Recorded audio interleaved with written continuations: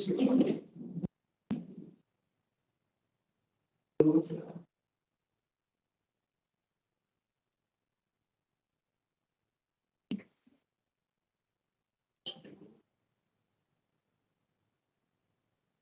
morning, everybody. We are now live across the nation and the world via the internet and here in Committee Room B, Hertfordshire County Council. Good morning, everybody. Welcome to this Public Health and Community Safety Panel today on the 6th of February 2024. I have various announcements that I need to make, which apparently I've been told I have to make, so please bear with me. First of all, this meeting is being webcast live on the internet and will also be recorded and published on the Council's website. All parts of the room can be seen or heard by the camera or microphones, and any members of the press and public present in the council chamber, or rather in this case Committee Room B, at any time during the meeting are likely to be included in the webcast and the meeting. Membership changes, I have none listed. Apologies, I have none. I do have apologies from Councillor Asif Khan, who will need to leave the meeting at 12 o'clock because he has a meeting, a very important meeting elsewhere. Can I ask you under Chairman's announcements, first of all, to please turn your phones to silent or vibrate. Now, there is no speaker scheduling facility in this room, so it's back to the old days of putting your hand up, and if you don't need to leave the room to go to the toilet, then I assume you want to speak, and I will ask you so to do. If you're online, please raise your virtual hand, and Elaine to my left will advise me, my Debbie McGee, if you wish to speak. When you're called to speak, please turn on the microphone in front of you and turn it off again when you're finished speaking. For those joining virtually, please can you turn your cameras and microphones off unless you wish to speak.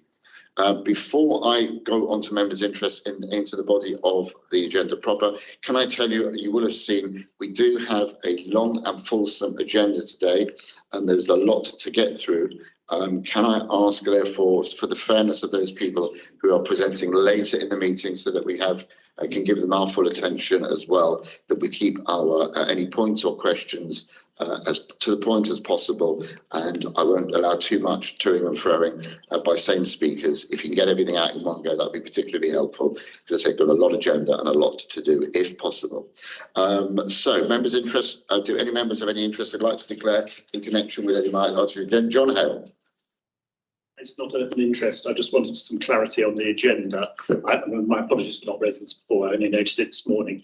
Are we taking item 6 as Longfield and item 7 as the CRMP, or is it in the other order? As because what's on the written agenda and what's on the modern gov.pack is different order. I have it as 6 CRMP followed by the Longfield side. Correct? Yeah. And the chairman's notes. But the paper that's in the thing say 6 is CRMP and 7 is what? That's right. That's sort of. Yes, there was a change on the agenda because Sass Pledger can't get here until midday because she's in another meeting, so we had to change the agenda around. But I've got them. I've got it down. Have I got it in the right order? That's my notes. Taking the community risk collection. Item 6, and then we're taking item 7. That's well worth raising for those who may have got a copy of the earlier agenda. Thank you very much indeed for that. So, do any members have any declarations of interest they need to make? If they haven't, I do have this following couple of paragraphs to read out, which we have to read out at this time of year. Please, if you're watching this at home, don't turn off. Fine. Okay, so I have to read the following out. Members have a disclosable pecuniary interest if they want to declare or declarable interest. Under members' interest, I have to say, if a member considers they have a disclosable pecuniary interest in any matter to be considered at the meeting, they must declare that interest, must not participate in or vote on a matter unless a dispensation has been granted by the Standards Committee. I would, in fairness, have thought the members would know that with their training, in fairness. If they consider they have a declarable interest, as defined in paragraph 5.3 of the Code of Conduct, which I'm sure you've all read back to front, which is how I've read it. In any matter to be considered at the meeting, they must declare the existence and nature of their interest. Members are advised that in respect of the debate concerning the Council's integrated plan, that's all the money stuff for those people watching at home, including the setting of the Council tax precept, the Standards Committee has exercised its power to grant a dispensation to all Hertfordshire County councillors from the requirement to declare any disclosable pecuniary interest or declarable interest. So there's no need to declare it. So for those who are watching at home, what that means is that because we receive an allowance for being county councillors, and we may be discussing at this time of year, because it's budget time, we may be discussing budgets, and within that is the amount that members may get paid. We would normally declare an interest saying, I get paid for that. But because everyone does, it's not a payment, it's an allowance. You don't have to declare it at this time of year. It's taken as read that that's received. Members are reminded that Section 106 of the Local Government Finance Act 1992 provides that if a member is in arrears of council tax, if any councillor hasn't been paying their council tax and is in arrears for 2 months or more and are present at a meeting when the budget or precept is being considered, they must declare this. And any such member may not vote on any matter relating to the setting of the council tax, budget or the precept. The provisions of the 106 of the Local Government Finance Act apply even if there is an arrangement to pay off the arrears. Right, item 1, minutes. Can I invite the panel to agree the minutes of the Public Health and Community Safety Cabinet panel meeting held on the 8th of November? Can I see a show of hands from all members who are present? Happy to agree them. Are you agreed unanimously? Thank you. Petitions, there are none. So I'm going to now move on to item 3, which is the update report from David Lloyd, the Police and Crime Commissioner for Hertfordshire. Many of you will have known that David has officially announced just after the new year that he will not be restanding after 12 years in post as the Police and Crime Commissioner, the first Police and Crime Commissioner for Hertfordshire. And this then, I believe, is his penultimate meeting here. I'm looking forward to hearing what he has to say. And can I ask everyone to keep their comments focused, not too parochial, make them about Hertfordshire, and let's be aware that he's not standing again. So let's keep any politicking down to the minimum, because I should be very firm. Over to you, David Lloyd. Thanks very much indeed. And I'm rather pleased that we're in Committee Room B. I seem to remember the first time I was in this room was a Saturday morning, 6th of June, 1999. We'd just won a by-election in the county council, and this is where we held the group meeting as we just changed to a Conservative administration. So I have fond memories of this room. I'll bound to take a little bit of time reflecting on what happened over the last 12 years, if I may, this morning. As you said, I'm just managing to. I've been lucky enough always to stay just ahead of the selectorate, who've always chose me again, and the electorate. So I've been very lucky, and I'm getting out now before the selectorate or the electorate can decide to change their mind. So that's the best way to do it, I think. When I stood for election in 2012, I had 6 pledges, and they were to ensure Hertfordshire continues to be one of the safest places to live and work and keep crime low, to be a champion and voice for victims, putting them at the centre of all we do and investing in important new services, protect local policing, a model we know helps to maintain visibility and contact with the public, to recruit more police officers, to ensure that Hertfordshire has the largest police force in its history, to ensure we have the right resources to match our demand, to keep tax low, to ensure every penny of public money is spent wisely, and to increase efficiency, to deliver policing within the available budget, reducing costs, improving efficiency, and delivering effective services. And they still are at the front of my mind, and I'm sure will be at the front of other people's minds as they go into May. So what about crime? Hertfordshire's a high-performing force, and levels of crime have remained low under my watch. With one of the lowest levels of recorded crime in the country, 63.1 per 1,000 population. We're lowest among our neighbouring and most similar group of forces for crime volume. And when I first became PCC, on a typical day in Hertfordshire, we had around 8 home burglaries a day, which was unheard of for a county of this size. There are now even fewer, and I always say it's a bellwether crime and a good barometer of levels of crime and safety across the county. Despite those low levels, burglary remains a top priority for Hertfordshire's residents, and one which requires quite properly continued focus. All crimes have a significant and traumatic impact on victims, and that's why I've remained focused on preventing crime from happening in the first place, and when it has occurred, ensured there is provision in place to help victims cope and recover from their ordeal. The best outcome for the public is not crime solved, but not to have crimes occur in the first place. Preventing crime by changing the focus upstream to prevent harm, rather than merely responding to it, has been a game changer. And actually, the way to drive down policing costs is to drive down demand. That's why in 2020, together with Charlie Hall, the Chief Constable, we developed Prevention First, a transformative approach to crime prevention. Under his first-class leadership, we've been able to go beyond the focus on crime volume and harm to an approach that sits across all organisational and operational areas of business to prevent duplication, waste and inefficiency. By understanding fundamentally why organisational and operational issues occur, and by applying evidence-based policing, we started to shift the dial in incoming demand and improving picture in productivity and public confidence. We're still on a journey, but we've seen a notable shift in how resources are being deployed and the results being delivered from taking a hotspots policing approach, our Operation Target, which involves targeting those places where high harm crime is most concentrated, testing and then tracking. We've also tackled head on those more complex and high demand areas of the business, including around mental health, through the Section 136 ambulance conveyancing pilot, which is now moving to right care, right person, and rolling out the rapid video response in the force control room to support victims of domestic abuse. These projects fundamentally change the picture of demand around those calls for service relating to public safety and welfare.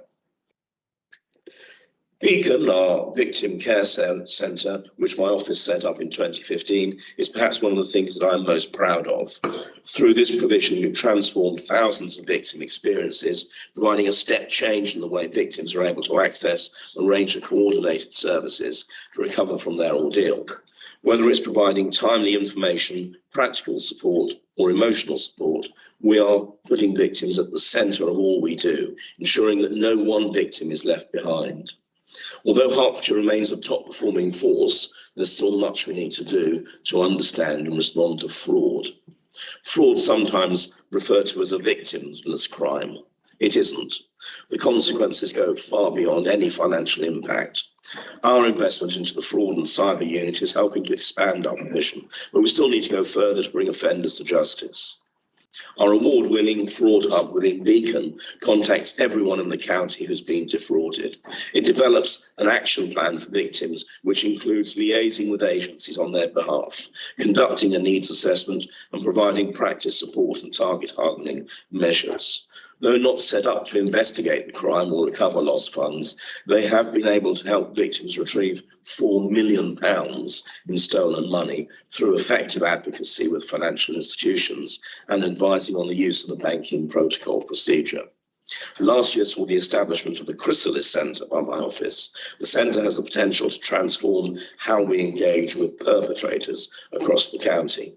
Having won £2 million in Home Office funding in partnership with Bedfordshire, we can now respond to an identified gap across the two counties in providing behaviour change interventions and programmes for perpetrators of domestic abuse. It's already had 200 referrals, and these are continuing to increase. I've always believed that my role as a PCC is to listen to the public and to try and deliver the type of policing that they want. Over the last 12 years, the public have told me loud and clear they want to see visible and local policing. The local policing model is designed around the 10 local authority boundaries, and it continues to serve us well, enabling local policing teams and community safety partners to understand the nature of problems in a geographic area and target responses. Over the years, I've ensured that each district has at least one major station, so there's a visible and accessible policing. Sitting at the core of the local policing model is having safer neighbourhood and intervention teams. Even before the government uplift programme was launched, I raised council tax to increase officer numbers. For many years, we were one of only a few forces to have done so. Hertfordshire now has the largest police force we have ever had. As of today, we have more than 400 police officers. Sorry, we have 400 more police officers than we had in 2012, which equates to a headcount of around 2,400 officers, surpassing the original uplift target set by government. In my time as Police and Crime Commissioner, I've tried to make the force more efficient, more accountable and more effective in reducing crime. Police reform is about much more than making savings. It's about making policing work for the better, both for the workforce and the public. Throughout my time in office, I've driven an extensive collaboration with our neighbouring forces of Cambridgeshire and Bedfordshire, where it was clear that we could improve the service to Hertfordshire residents at a lower cost.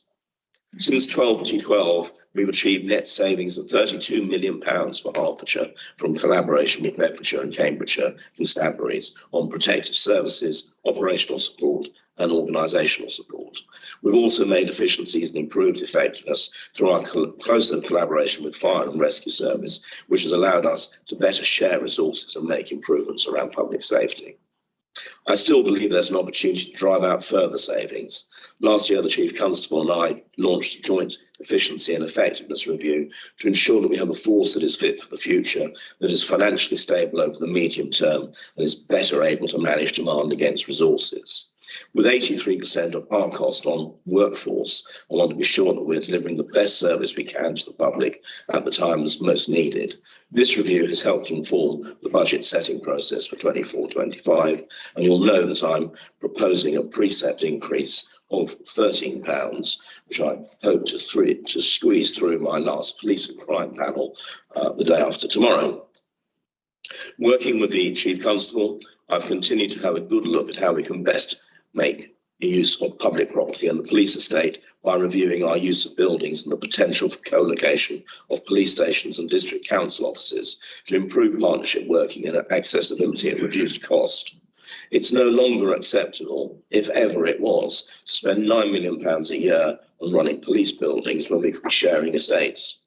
The co-location of St Albans, Hertfordshire and Three Rivers policing teams within the civic buildings has been testament to achieving better coordinated services and delivering services that better reflect how the public use and engage with us. But we need to continue to drive forward a one public sector approach. And finally, it would be remiss of me not to mention police legitimacy. Rooting out inappropriate behaviour, misogyny and criminal activity and addressing public trust and confidence in policing has long been a key priority. Baroness Casey's report was clear that inappropriate behaviour and misogyny was not just a problem for the Met Police, it was happening in all constabularies. I've appointed an Assistant Commissioner with specific focus on legitimacy, as I wanted it to have the right strategic coordination to assess our plans around police vetting, internal investigations, culture and the welfare of officers. Our new legitimacy strategy has now been published, which takes into account the latest College of Policing guidance, and it ensures the Chief Constable can be properly held to account.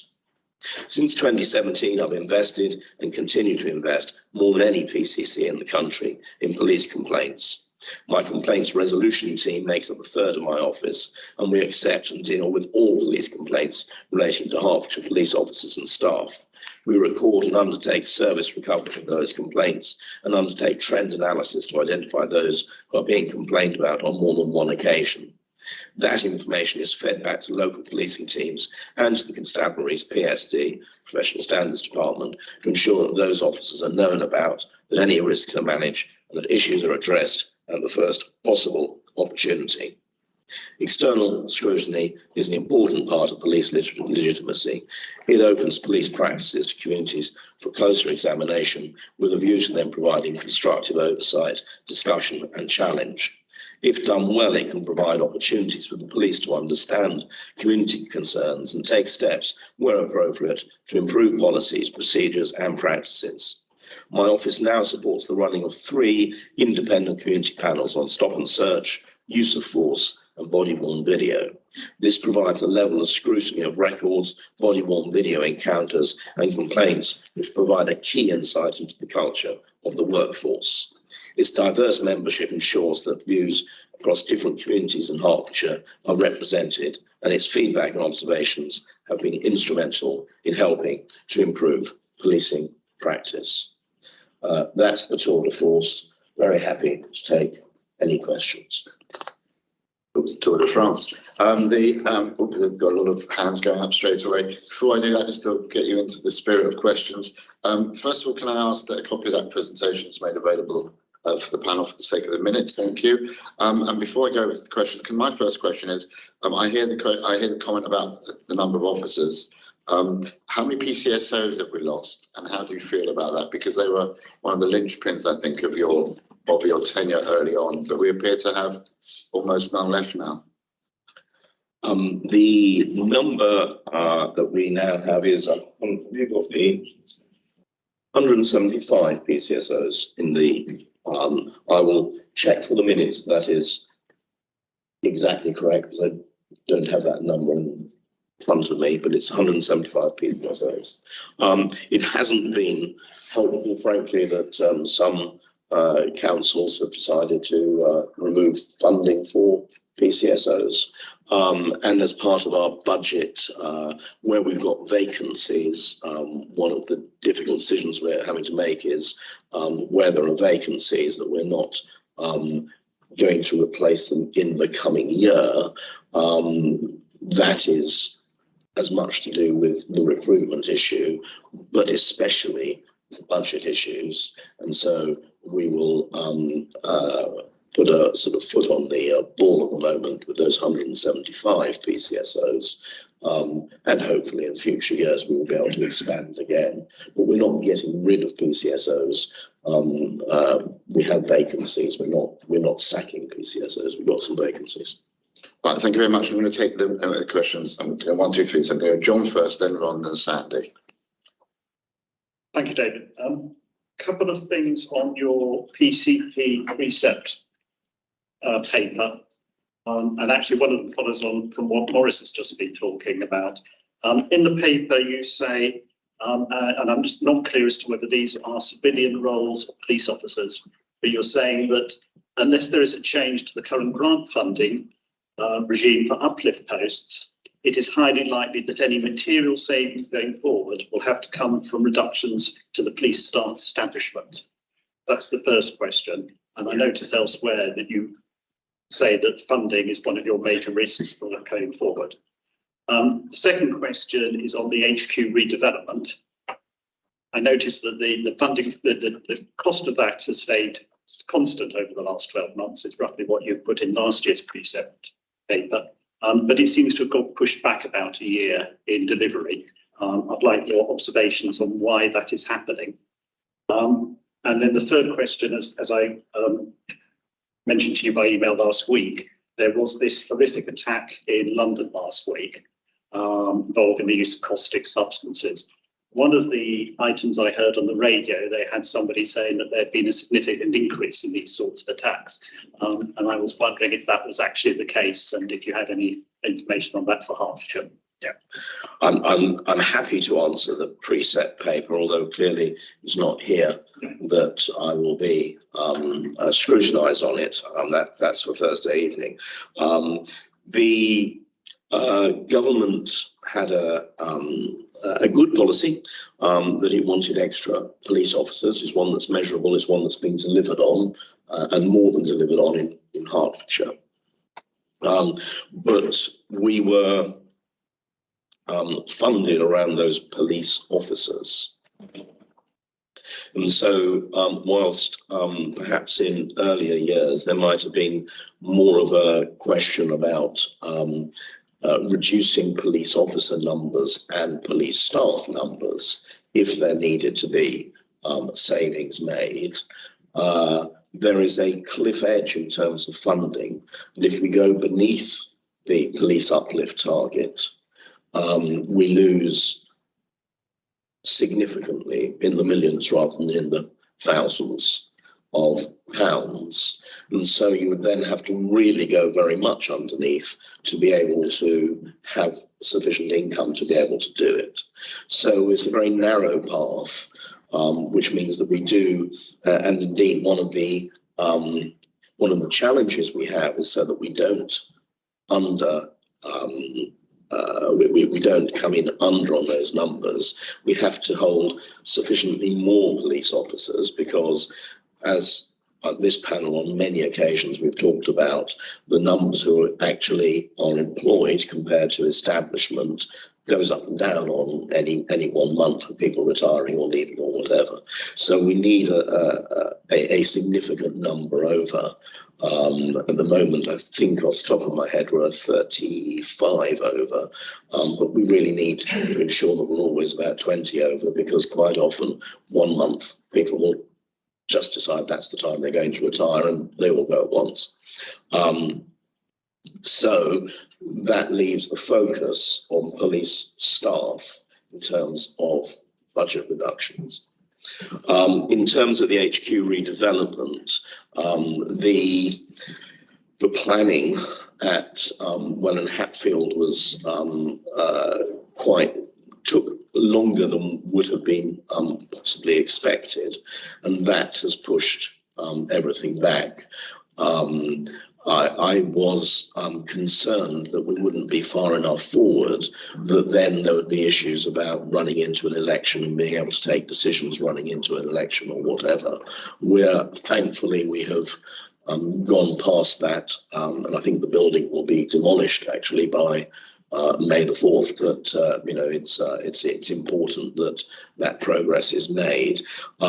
Significant work has been done to try to reduce the cost. There was a lot of cost inflation over that time, but now we're I think at a better place in terms of building cost inflation. And with regard to the acid attacks, there have been in the last year. So I'm not clear that the radio report that you heard was accurate for Hertfordshire. In the last year, there have been 2 actual acid attacks in Hertfordshire and 3 further counts of alleged possession. There were 6 further recorded uses of pepper spray, which technically is not a corrosive liquid, but is an assault causing temporary pain, is therefore recorded. We're fortunate not to have seen an upward trend in recent years. In 21-22, there were 12 such offences, and in 2022-23 there were 9. So there doesn't seem to be any spike at the moment. Very much for that. Next is Rob. Thank you, David. Having served with you on the police authority, can I wish you a happy retirement?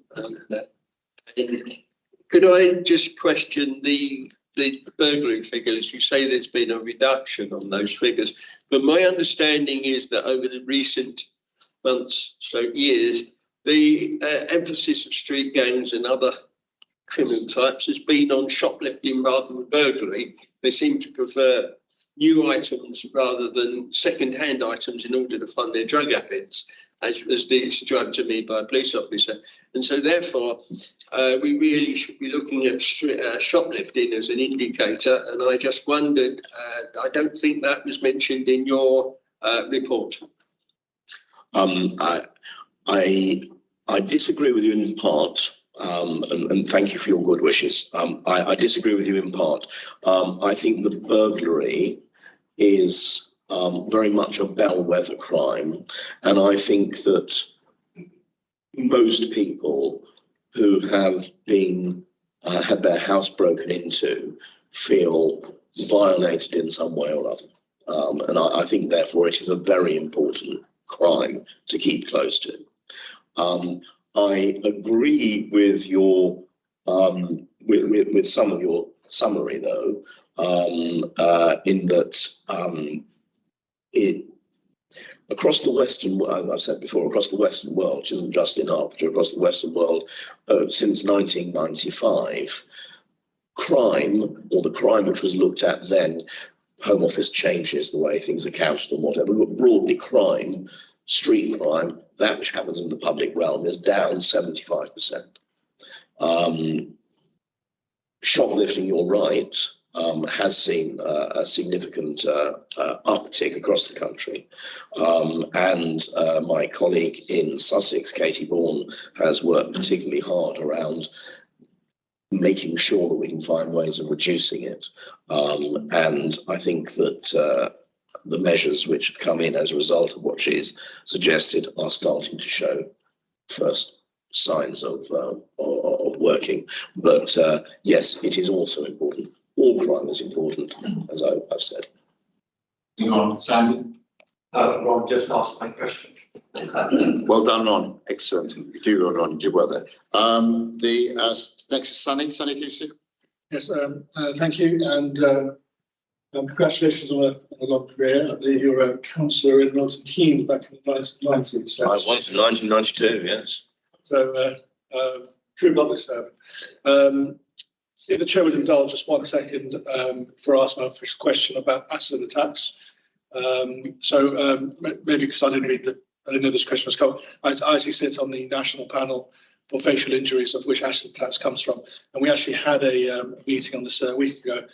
Just to let you know that in 2017 was the highest recorded acid attack in England, because we only measure it for England and developed. It was 900 and something, 17 I think. Legislation changed. It came down in 2022 to 421 in England.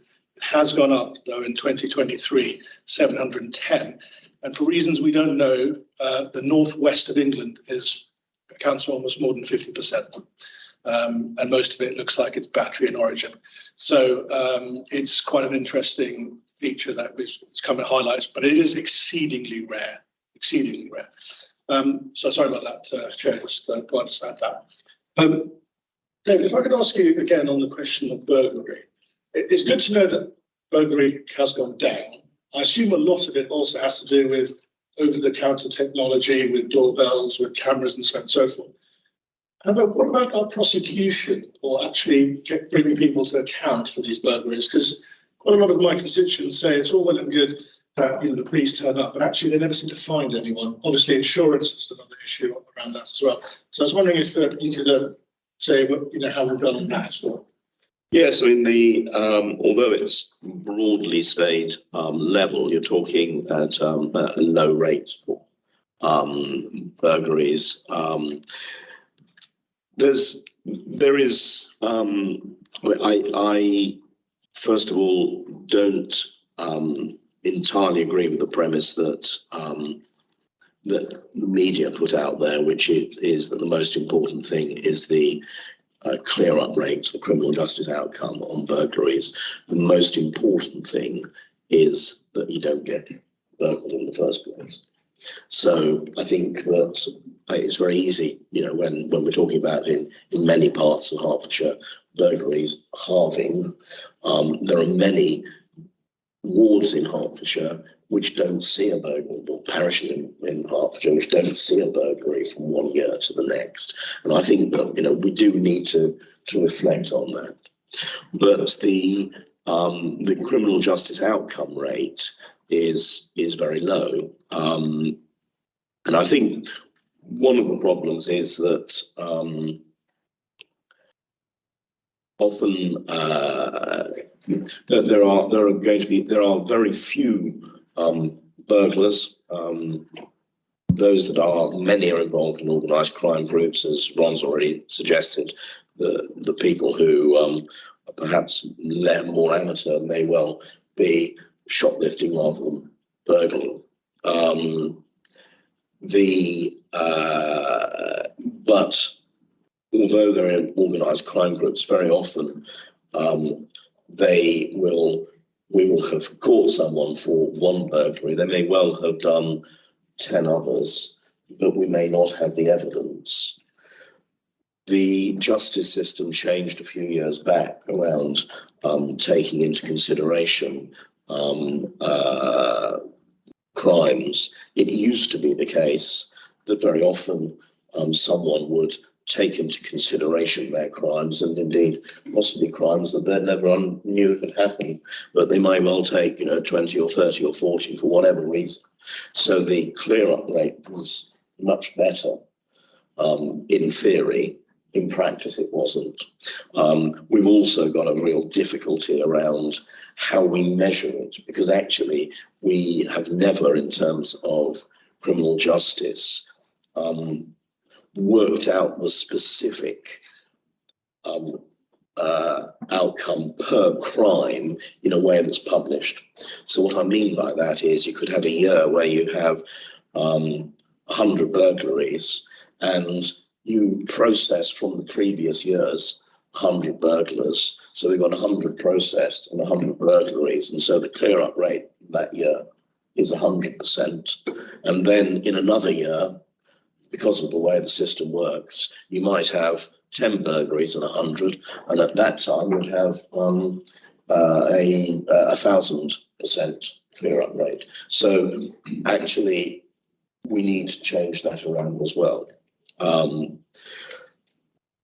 But what is getting better is that, you know, when we're out canvassing now, you know, each door has a Ring doorbell. People know what's happening outside, and there are ways of discouraging burglars which weren't there in the past. And I think that is the main way that we will continue to.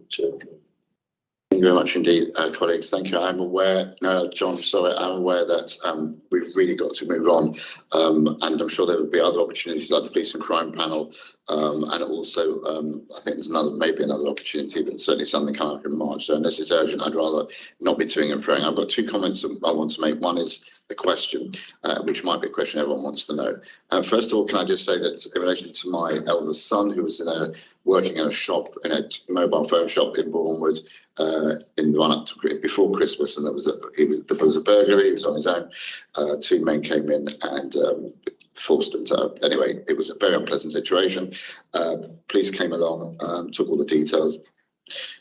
Never heard anything. A few weeks later, gets a notification that the two gentlemen had committed the same crime in another part of Hertfordshire, in another store. They caught them this time, and they were going to go to court. And the police were sending him regular details, regular updates of where they were with the people, when it's going to court, that he's not needed, etc. And I think the communication has got much better, because I do remember 12, 15 years ago, he used to say, even when you catch people, people don't get told that it's about communication. So I want to say that I think the communication is much better. So the final question I've got for you, our Police Commissioner, is what was the crime rate when you started as Police Commissioner in Hertfordshire, and what's the crime rate now?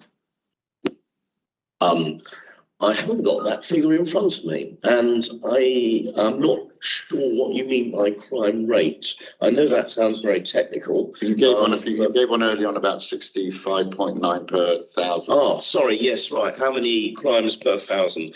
Have we got that close? You know, I'll have to stand for election again.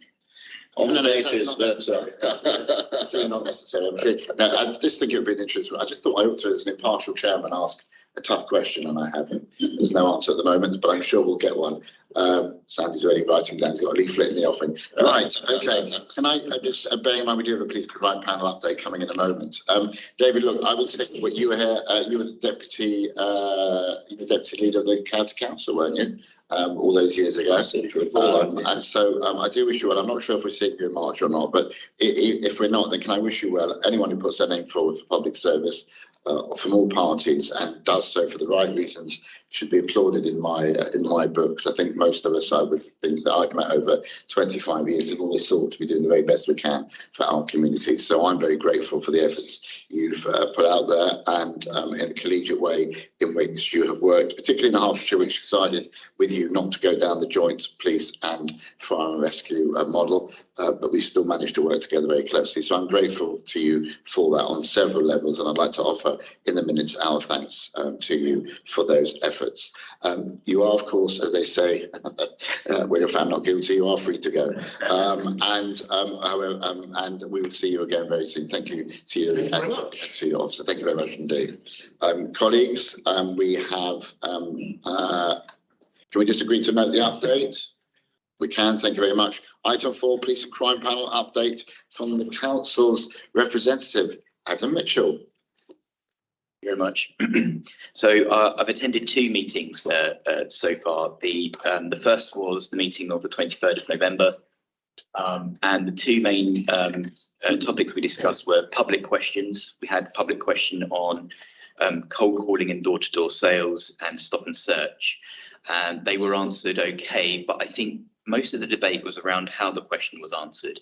So, for example, if it's difficult for a councillor to know where the boundaries are between operational, strategic, tactical, or whether something's dealt with by the police or the district council or the county council, it's very difficult for the public to know that.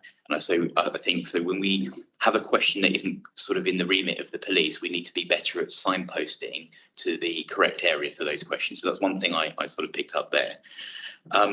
The second thing we talked about was the police and crime plan delivery plan.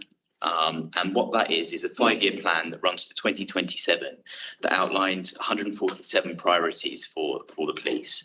And I there asked a question about why 9 of those sort of strands hadn't been progressed.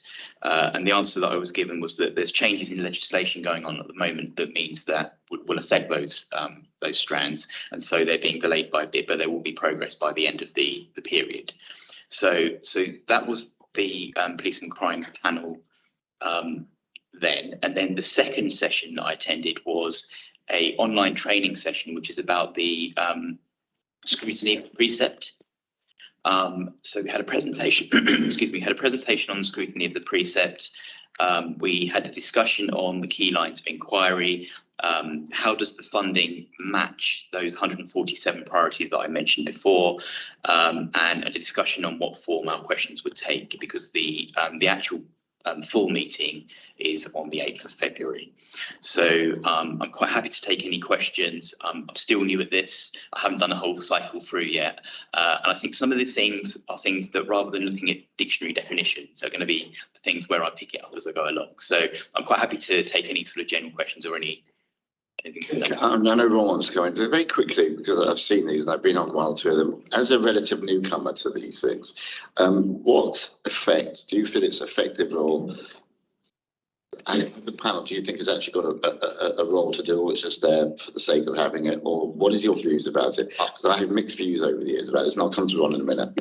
I think so. It was just such a shame that I think the public are invited to come along. We didn't have any public.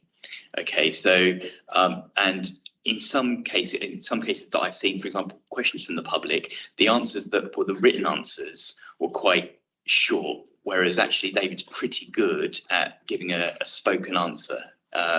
You know, he comes across pretty well, and they would benefit from that. But I think there has been a struggle to get the public to come along to these meetings. So I think one of the things they've tried to do is to rotate where the location of the meeting is around the county.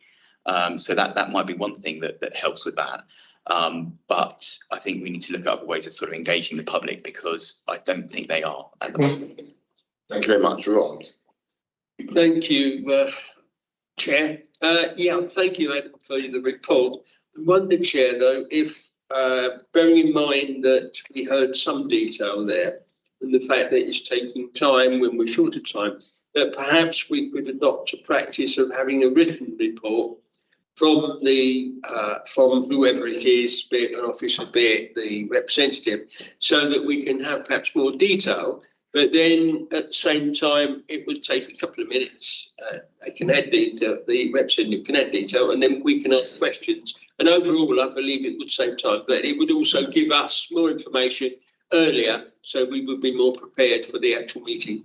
Yeah, I think that's such a reason. I think that's a reasonable point. I mean, in an ideal world, we would have got that at the police commissioner as well. It's better to have reports tabled, and then rather than someone reading out a report, we have a look at it and then we ask questions on it. I think we should try from the new municipal year, which will just have to coincide with a new police commissioner. We should probably try to do that. We should ask for something to be tabled in advance, in line with the time, the dates of the meeting, so that we can do that. Because then I think we can ask more questions, rather than take half the time by someone reading something, because we have so much of it. It's a really good point, Adam. That was a comment rather than a question. Yeah, we have, no, not at all. Well, very grateful he turns up. If he didn't, I'd have to go. So I'm very grateful. So, do we have any other questions? Are we happy to note the update? John, sorry, apologies. Yes. Just a couple of things. One, your observation about the lack of a written report from the Police and Crime Commissioner. Up until about 2 years ago, we used to get one. Then I think at the time this panel changed, he dropped it. Adam raised the question of lack of public, and I've been to 1 or 2 of these PCPs a few years back, and I agree with him that there is a lack of public involvement. One issue, I think, is the lack of publication of the papers for it.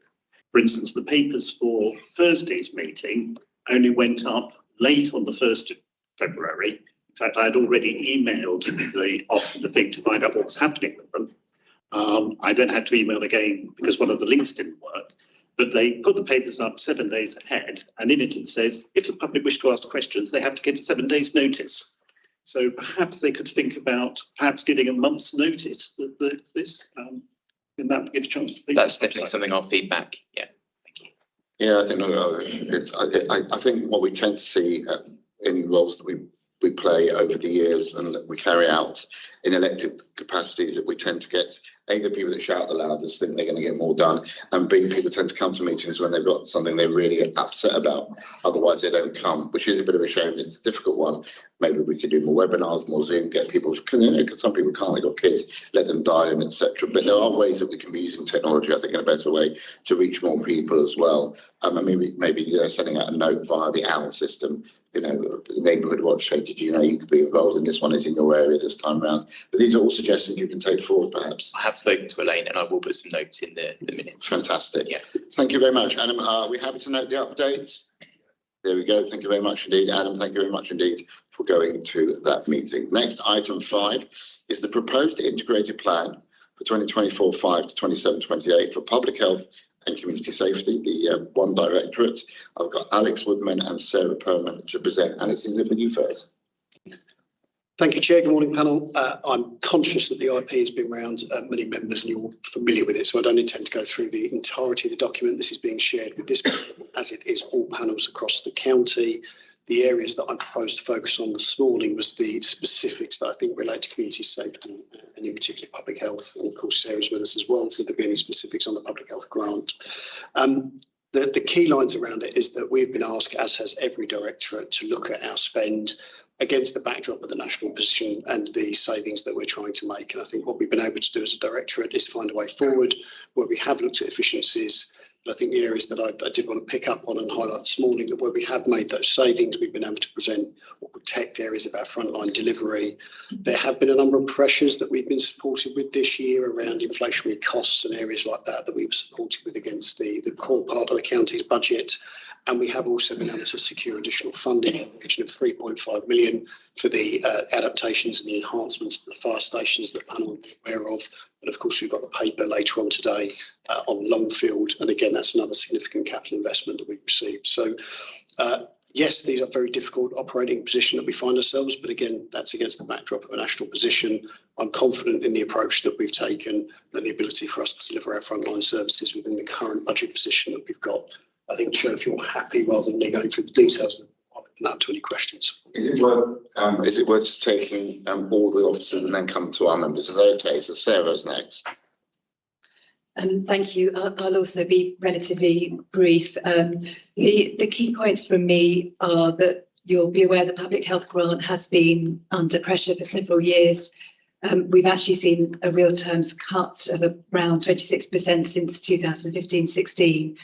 And as it is a ring fence grant, we do need to meet all our additional pressures from within that ring fence, such as uplifts and pay awards. And at the same time, we have seen increasing demand for our services, particularly from some communities and groups which are facing really challenging health inequalities. I am pleased, though, that through this year's IP, we have been able to increase the amount of support that we give to other areas of the council for programmes and services based on health and wellbeing in line with the conditions of the public health grants. For example, we have been able to give a amount of 250,000 to support Hearts Help, which is a really valuable source of information and advice, but particularly for people who face financial issues at the moment. We are planning to undertake, in fact it's already underway, a strategic review of public health. That is in order to have a really tight focus on our priorities for the next 3 years. And we will be looking at our use of the public health grant as part of that review and the design and size of the public health workforce. So the further work is planned over the next few weeks and months to make sure that we are being efficient, effective as possible in our spend on public health programmes and services. Just one final thing to say from me. We did have some good news yesterday, which was that the government published their 24-25 allocations for the public health grant for each local authority.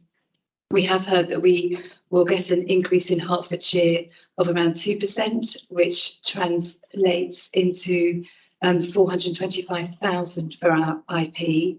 As it's come out only in the last couple of days, we are working through what that means for the IP.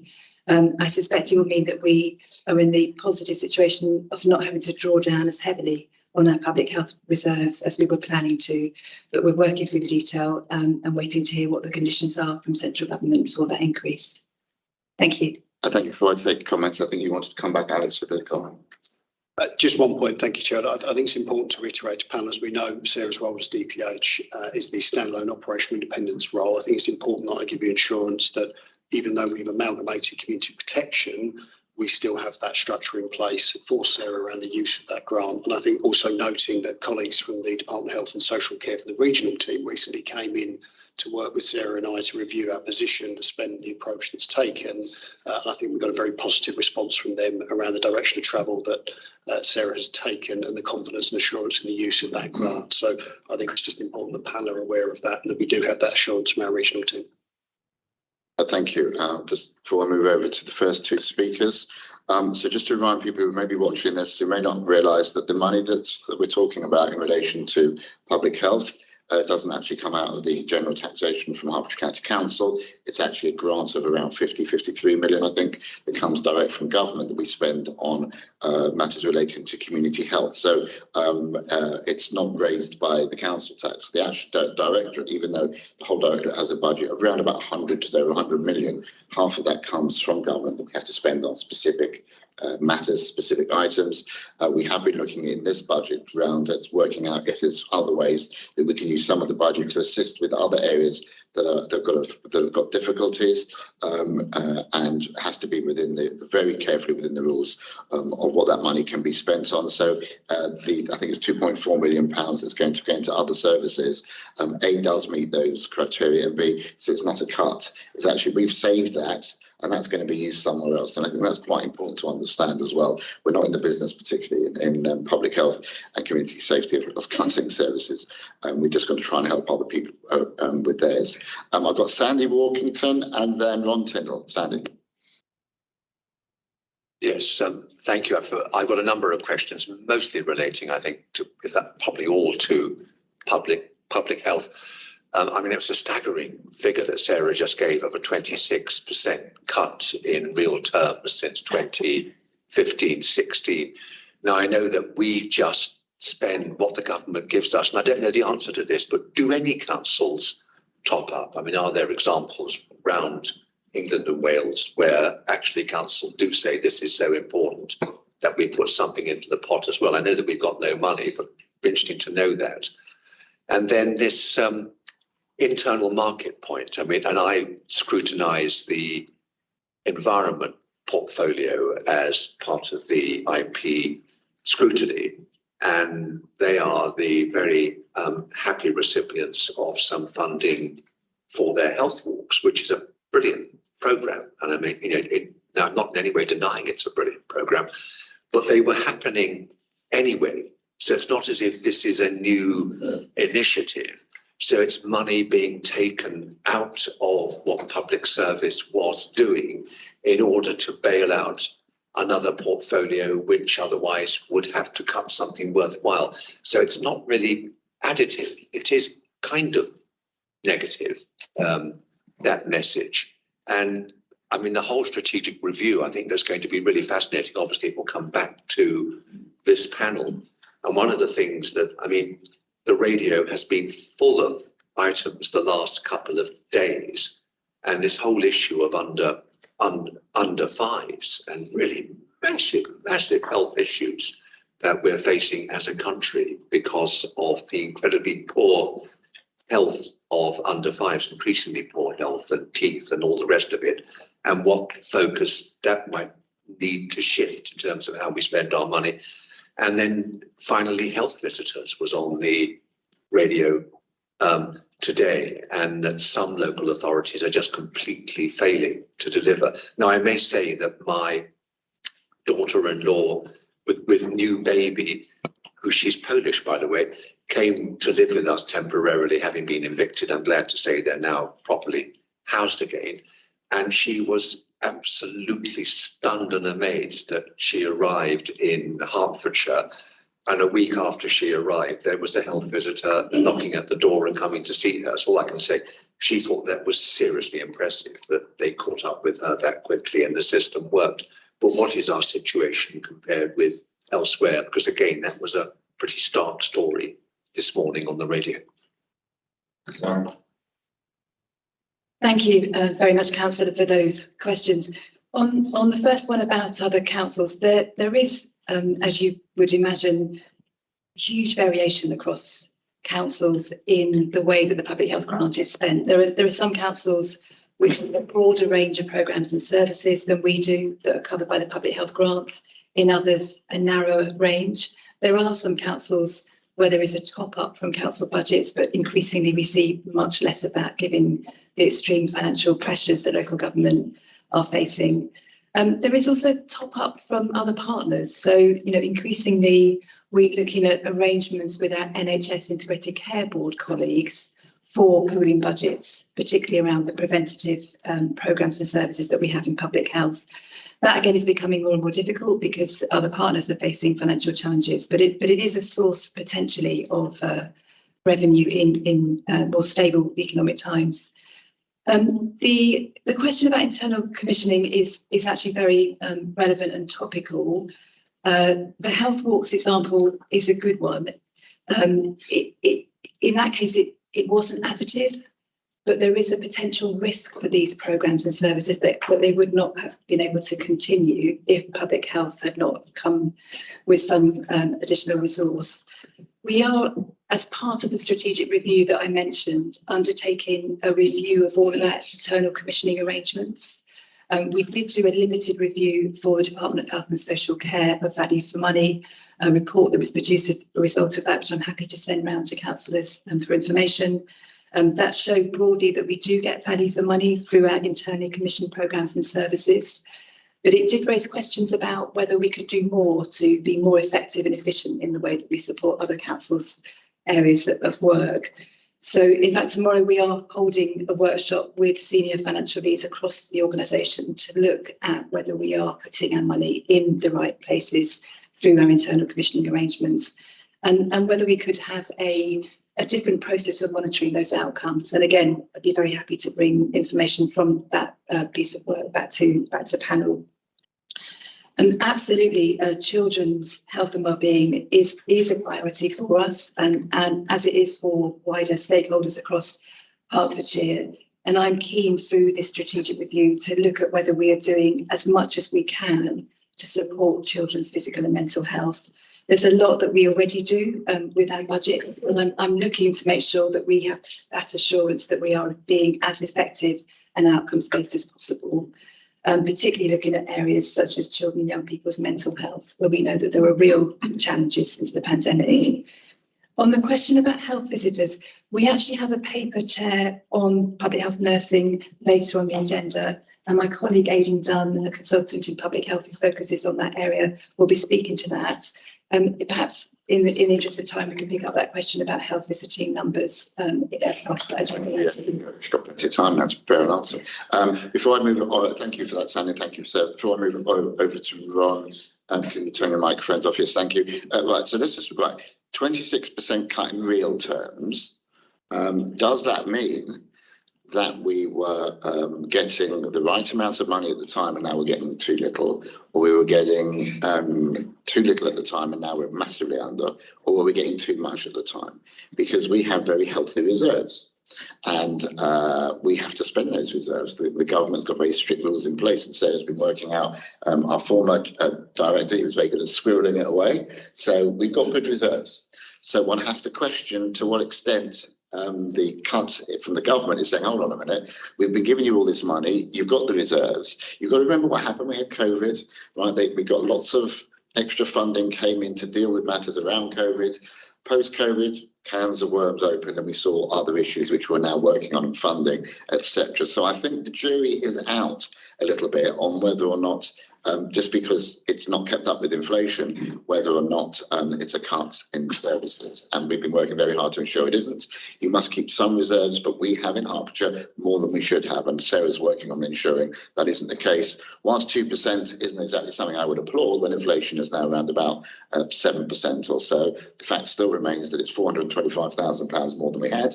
I'm grateful that we're getting something through, because it was a surprise and we'd worked our budget out on £425,000 less.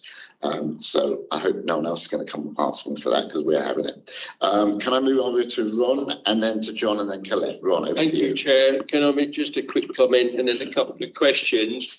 On the question of reserves, I think if the government expect all councils to spend their reserves over the next 2 or 3 years, I feel that they're misguided, because when the rains eventually come, we'll have nothing for the rainy day, and therefore we will be in serious, desperate trouble, because reserves are generally there to cover sort of unexpected occurrences like COVID. So I deplore the fact that going up from 1.3 to 2% is to be thanked. It's still about 2, 3 or 4% below inflation. However, moving on. There's a couple of comments in the IPP relating to, on page 122 under key risks, it actually says potential lack of provider engagement in challenging markets. I'd be interested to know what that means. And then going on to page 123, there is another interesting phrase, reduction in capability across community safety and regulatory services. I'd be interested to know what that means as well. Thank you very much. Before Sarah comes back, Ron, have you not noticed? I mean, it's not just the weather recently, but we are in rainy days, right? The whole point of having reserves, as you rightly say, is that when it's peeing down, right, you've got something to fix the roof with, or you fixed it already, or you've got a big umbrella. The reality is that we are in that situation now. Is it right for us to have around 12, 13, 14 million pounds in reserves when we shouldn't have more than 10 million, right? As a maximum, when we could be spending that money and having to go to the government for not giving us more? No, the answer is you shouldn't be. Sorry, Ron, it is raining now. We're all in terrible financial difficulties. And as far as I'm concerned, the government is not saying spend all your reserves. It's saying you can't have more than about 15% of whatever it is, the total amount is. We know what the numbers are. Yes, keep some back, 100%, and we're going to. But at the same time, now is the time to spend some of those reserves. It's not fair to either cut services or ask residents for more money when we're sitting on that kind of money. I would be more in your position if the Chancellor wasn't intending to do tax cuts ready for the next election, but I'll leave it there. Well, again, I think Middle England, those people who are not your age, those people who've got young families still, those people who've had high bills, who actually might like some tax cuts to help them pay money. And then, you know, they spend that money in the shops, which helps keep people employed in shops, etc. and so on. But I'm not going to give you a lesson about finance, A, because I'm not an accountant, and B, because this is not the right panel in which to do it. And so you look stronger than me if we end up having a fight. So can I go back to Sarah? I've given you enough time now to come up with some answers, and then let's try and focus on fact and actuality. Sarah. Thank you. Just very briefly on reserves. You're right. We did have a hefty amount in reserves, and it's absolutely right that we look at putting much of that into programmes and services. The largest proportion of reserves did build up over the pandemic because of people not being able to get to our services. We had to close some of our services temporarily. But I am, through this review, making sure that we have a more robust financial management policy for our use of reserves in line with other councils. On the question about provider markets, that refers to the current situation where it is much less attractive for companies to bid for public health services than it was several years ago, because we are not able to fully fund inflationary pressures. And there are some issues around funding the increases in the Agenda for Change pay awards for services that involve NHS staff. This year, for example, we have had some really quite difficult discussions with some of our providers who are on existing contracts with us about how we can help them with those pressures. We do try to meet our providers with those pressures as far as we can, but we're simply not able to, given the pressures on the grant, able to fully fund those additional costs. So it does make it more difficult, particularly when we're planning for new procurements of services. The market is simply not as buoyant as several years ago. The other point I think was probably for my colleague Andy Butler around regulatory services. Thanks, Chair. Yes, so in terms of community safety and regulatory services, there's a figure of 200,000 there. That will be a reduction in capability for those teams. We're working through the detail of that at the moment. Obviously, some of that will be subject to consultation with staff, which we need to go through. Where we can, we're looking at vacancies. You'll be aware we've got a recruitment prioritisation programme underway at the moment. So, for example, one of those posts is a resilience officer post, which has been vacant for some time. We're not looking to fill that post. That will contribute, for example, about a quarter of that figure. We're also looking at how we can mitigate that by bringing in income from other sources as well to make sure that we can reduce that impact as far as possible. But the detail is currently being worked on. It's also, thank you for that. It's also worth pointing out for those of us who've been around as long as some of us have. I remember when we went down from crewing from 5 to 4 per vehicle, and we used to have conversations about, at the time, the unions, etc., whether or not it was the appropriate thing to do. And of course, the way things have changed, the way fires have changed, the sorts of fires that people respond to, etc., it was generally regarded by all as something that was a reasonable thing to do. So it's easy just to say, well, it's a cut, but actually not necessarily. You don't necessarily have to throw money at something.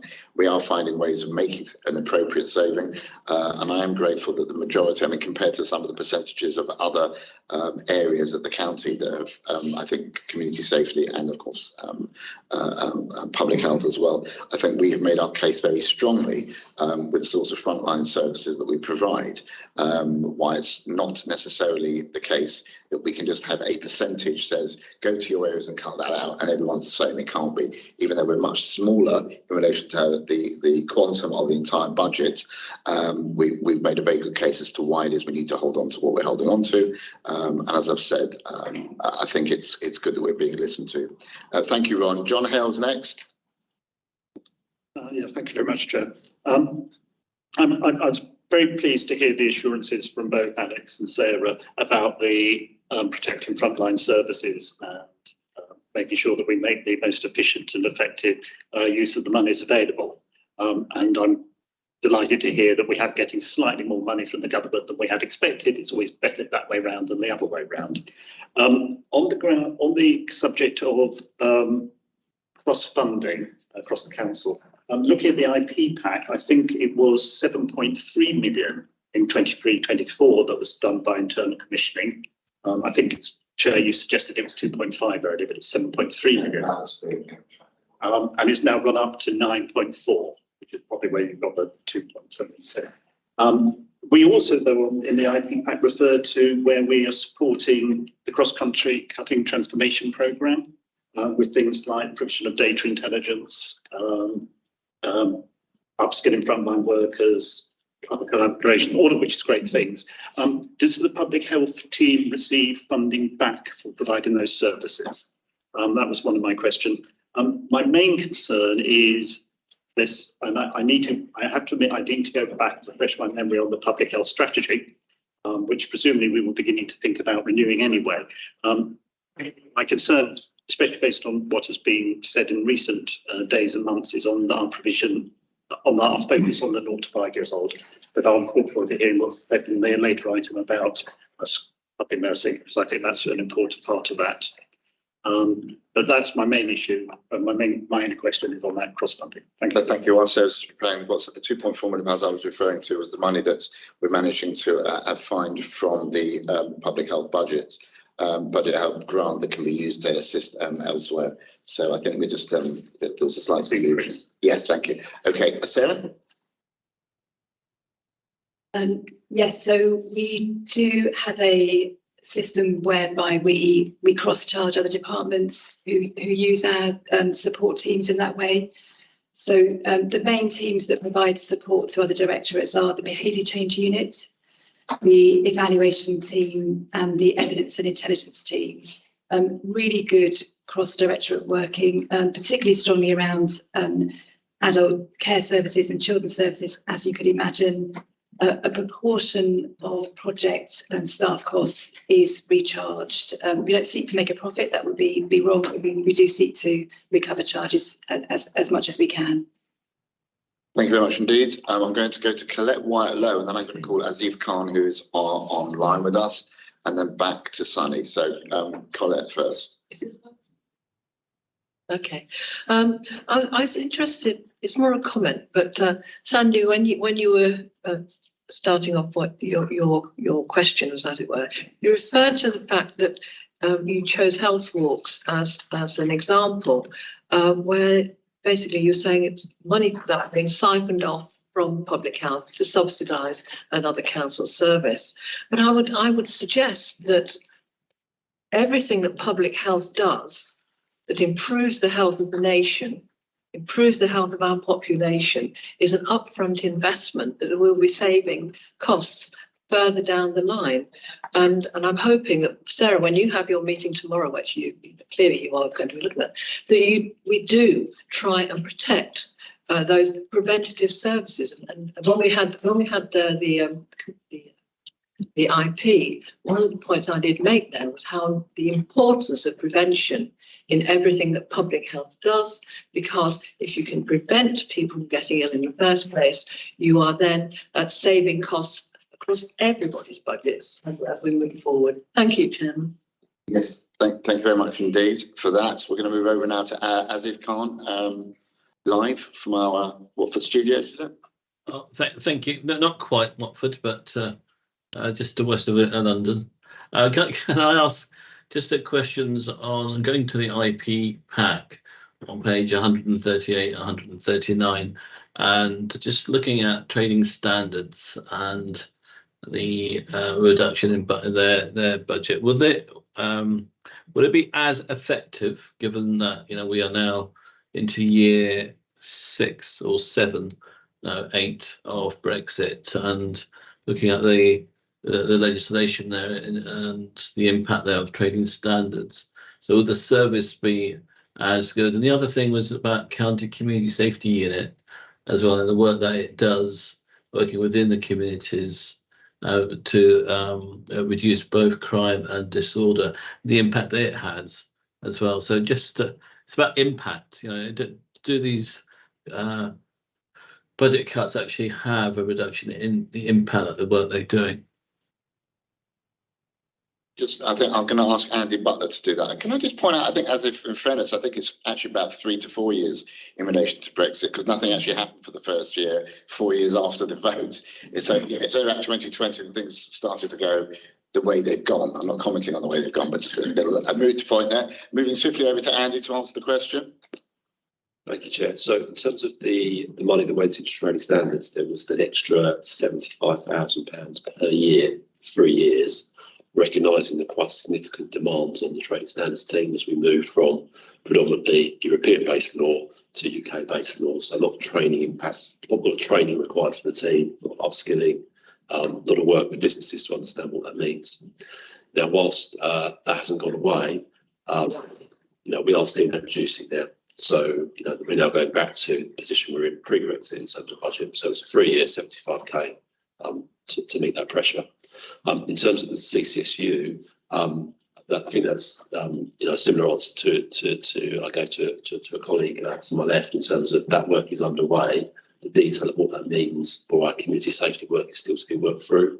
But we very much will want to work with our partners to understand what that means, mitigate it, look at external funding sources to see what we can do. So I can't tell you today, Councillor, exactly what that means, but it's 200k across our community safety and regulatory services budgets. To give you a flavour, that's part of an overall budget of about £5 million. I'm going to just ask Alex Woodman to come in on this point as well. Thank you. Thank you, Chair. And I think, Councillor Khan, we've touched on this point before, but I think it's important to reiterate to the panel that I do think the work of trading standards, not just in Hertfordshire, but nationally, needs a greater light shining upon it to truly understand the impact that those services have.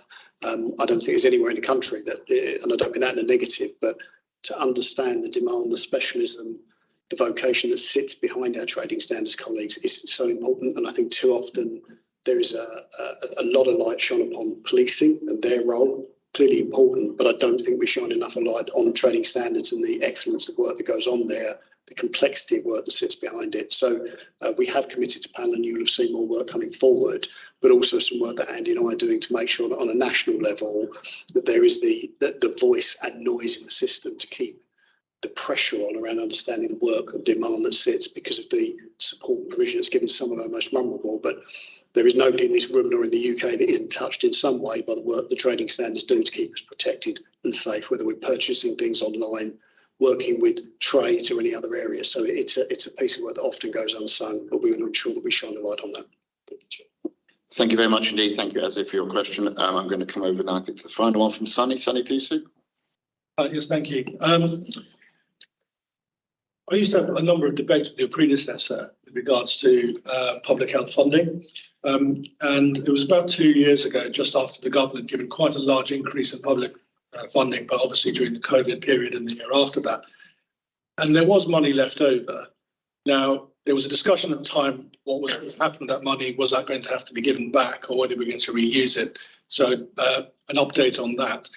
And the second question I wanted to ask is, and this always seems to come up, and you know, obviously Public Health England is now UK Health Security Agency, and there was supposed to be some changes within that. And we were then told that quite a bit of the ICS, ICB coming in, using sort of the voluntary sector, there was going to be a lot more sort of collaborative, integrated approach that which is what was going to realise why we don't have to spend as much money as before. And I was wondering if you can make a comment on that. And is that within the sort of reasons where we can find our efficiencies with regards to our public health spending? Thank you, Councillor. I believe that the additional funding that you were referring to, excuse me, was the COMP funding, which is the funding that the government made available to upper tier local authorities during the pandemic for increased activity around health protection. I believe that funding finishes at the end of this year, this financial year in March. We have the opportunity to roll over the funds, but we have to have spent them by September. At the moment, we're going through a process of accounting for those funds. A proportion of them have gone to our district and borough councils and to other organisations, because it's funding that came to us but was available for the whole system. In terms of the integrated care system, that it might be useful to have a separate item on this at some point. We do now have 18 months of experience of the new integrated care system arrangements. As you'll know, there's the Integrated Care Board, which took over from the CCGs, and we have that Integrated Care Partnership, which brings together on a Hertfordshire and West Essex footprint a number of organisations involved in health and wellbeing, and I am the lead officer for that arrangement. The partnership is chaired by Richard Roberts. And through the work of that partnership, we have set out an integrated care strategy for the whole of Hertfordshire and West Essex, which focuses on health inequalities, prevention and early help. That is supported by a strategic delivery plan, which identifies some really important strategic areas of focus for partners. And as part of that, we are looking at opportunities to be much more efficient and joined up in our use of the different pots of money we have for preventative work. That's probably as far as I can go at a high level for now. It's working relatively well. There are also, as you can imagine, some challenges, but I'm happy to update further, either separately to the councillor or via an update to this panel meeting. I'm grateful. Thank you very much indeed. Colleagues, we are asked to do the following. We're invited to note and comment on the contents of the reports, which we'll be doing, and to endorse the Cabinet the proposals relating to the integrated plan in respect of public health and community safety portfolio. We're also asked to identify any issues that we feel should be considered in finalising integrated plans, which will be including in minutes and form part of the report that is presented to Council. And I think we certainly made some really good points this morning, and I hope, well, obviously I would assume that they will be incorporated accordingly, and also the fact that we had a really good scrutiny recently as well, which I thought was a very good use of all of our times. Are we all happy to do that? I'm looking, are you happy to? What's that? Can I ask a raising of hands? All those in favour? Are you abstaining? Thank good. Just.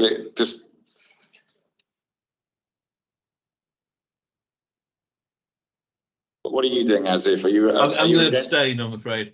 Are you abstaining? Okay, so any against? Hands down for those who get against. Any abstaining? I'm grateful to Sandy Walkington for reminding Ron Tyndall of the Lib Dems that even though he put his hand up before, that he should actually be abstaining. It's good to know that everyone is free and able to make decisions based on the evidence rather than whipping. Oh no, they're not. Okay, colleagues, thank you very much. We've had a few very chunky items. Well done, Sandy. We've had a few chunky items. We've got a few big ones to come up. I'm just going to ask, it's quite warm in here, just to take a 5-6 minute comfort break, and then we'll be starting up again at 20. Where are we now? 25 past, colleagues. Just stretch your legs, please.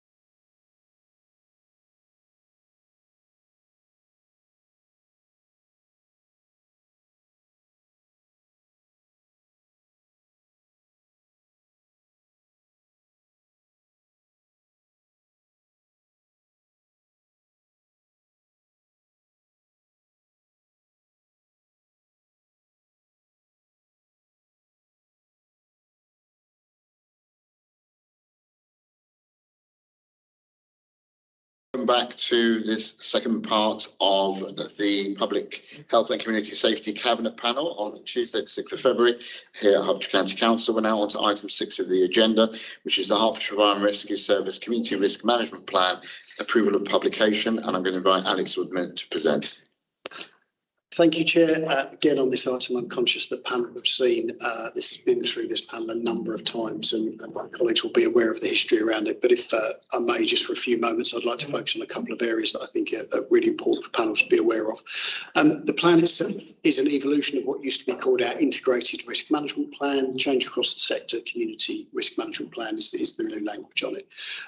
We did take feedback from councillors on this panel around what the previous RMP was and the future of our CRMP, and I hope that you'll see that a number of those areas have been shaped and influenced within the document. How have we gone about developing the plan? So for the last 2 years, we've been working to enhance our risk assessment methodologies, and this has been through improved research methods, data analysis and collaboration with partners and external specialists. And as a result of that, we've identified the newer risks that you will see within the document, the challenges, the trends across the county, and this includes areas like electric vehicle fires, the rise in road traffic collisions, the impact on the cost of living on some of our most vulnerable, specifically around fire risk, and the necessity for us to adapt services for a growing, ageing and diverse population. Also that we see escalating incidents in relation to adverse weather and declining applications for people to join the fire service. And as we've said before and spoken a lot about, the culture within the fire service itself and the national media headlines.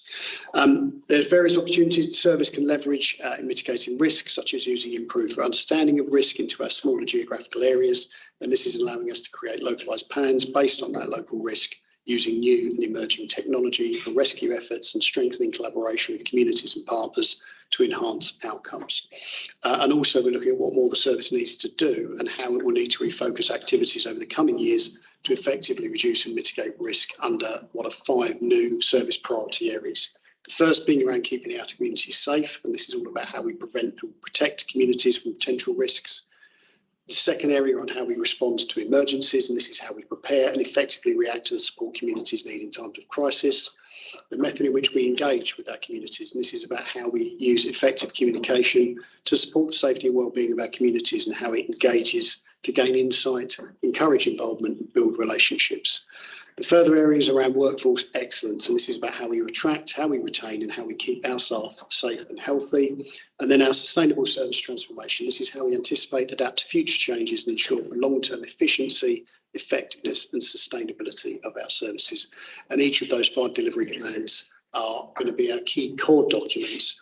This is your slight variation to what you saw previously, probably with our last IRMP, which read more like a delivery plan. What we've now evolved is the CRMP is about what we're doing, the strategy that sits behind it into the delivery plans across each of our director areas. Another area I'd like to focus on before I do open up for questions is around the engagement process that has gone on here. You will see within the note that we set ourselves a number of targets that we wanted to achieve because we were disappointed last time around the levels of engagement that we got with the RMP. I'm pleased to if Chair, if you may, I would like to just read these out for the group. The level of engagement we achieved this time far surpassed all of our hopes and aspirations. I mean, that's down to the hard work across the team to be getting out there and making sure that we got that level of engagement. Just over 121,000 touch points reached across all of our county council platforms, just shy of 40,000 video views, just over 5,000 web page visits, 2,345 surveys completed. That was nearly 8 times the target that we set ourselves. And we had 51 engagement events held across staff, partners and communities. The responses that we received from a wide range of diverse demographics and locations, and the one area that we did pick up on and we are looking at and some of the work we're doing is that we did get a disproportionately high response from older white British demographics. So we are alive to the responses that we had. But I will say that we did some extensive work across our faith communities to make sure that we'd got that level of detailed engagement. So really strong feedback. I hope that the panel will see the way that we've listened, adopted and evolved all of our plans and our approach to risk. And sitting underneath all of this, you will see, and again, my apologies for the number of appendices that sit with these documents, but I hope it demonstrates the level of intelligence, information and assessment of that risk that's got into this product, but there's been some very, very detailed assessment of that risk over that 2-year plan that sits behind it. So my thanks to the entirety of the team for their work on this programme. Some key dates for you to be aware of is that we are obviously asking panel to give us the nod to adopt this and the approach. If so, we will be moving into the cabinet process from the 18th of March and then in turn publication on the 19th of April, and that complies with our requirements as a fire service to have our published CRMP in time. Thank you, Chair. Just before I take any brief comments and questions, can I just say that I think this is a marvellous way forward.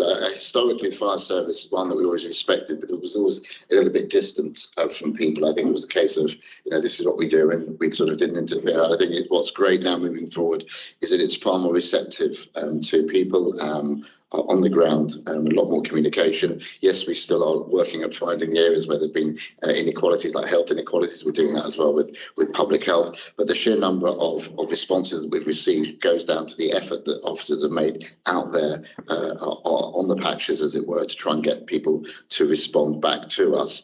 And I think it gives us a very good indication of how we move forward with our community risk management plan for the next 4 to 5 years. As I say, it does show a difference in aspiration and for what we're trying to achieve. And I'm very grateful to all the officers who've been involved in what I think is a very interesting report and a very useful plan. Do I have any comments? Ron, then John, then Sandy. First of all, Alex, I think every district leader in the county is looking for ways of getting younger and more diverse responses to their surveys. So if you can crack that and you find the magic bullet, then please circulate it to everybody else. We desperately need that. Moving on to my question, on page 168 of the agenda pack, and in the objectives, item 2, it says fire and rescue services refocus their investment in the selection, training and development and support of employees, etc., etc. Bearing in mind that firefighters and the fire service, it's an inherently dangerous occupation.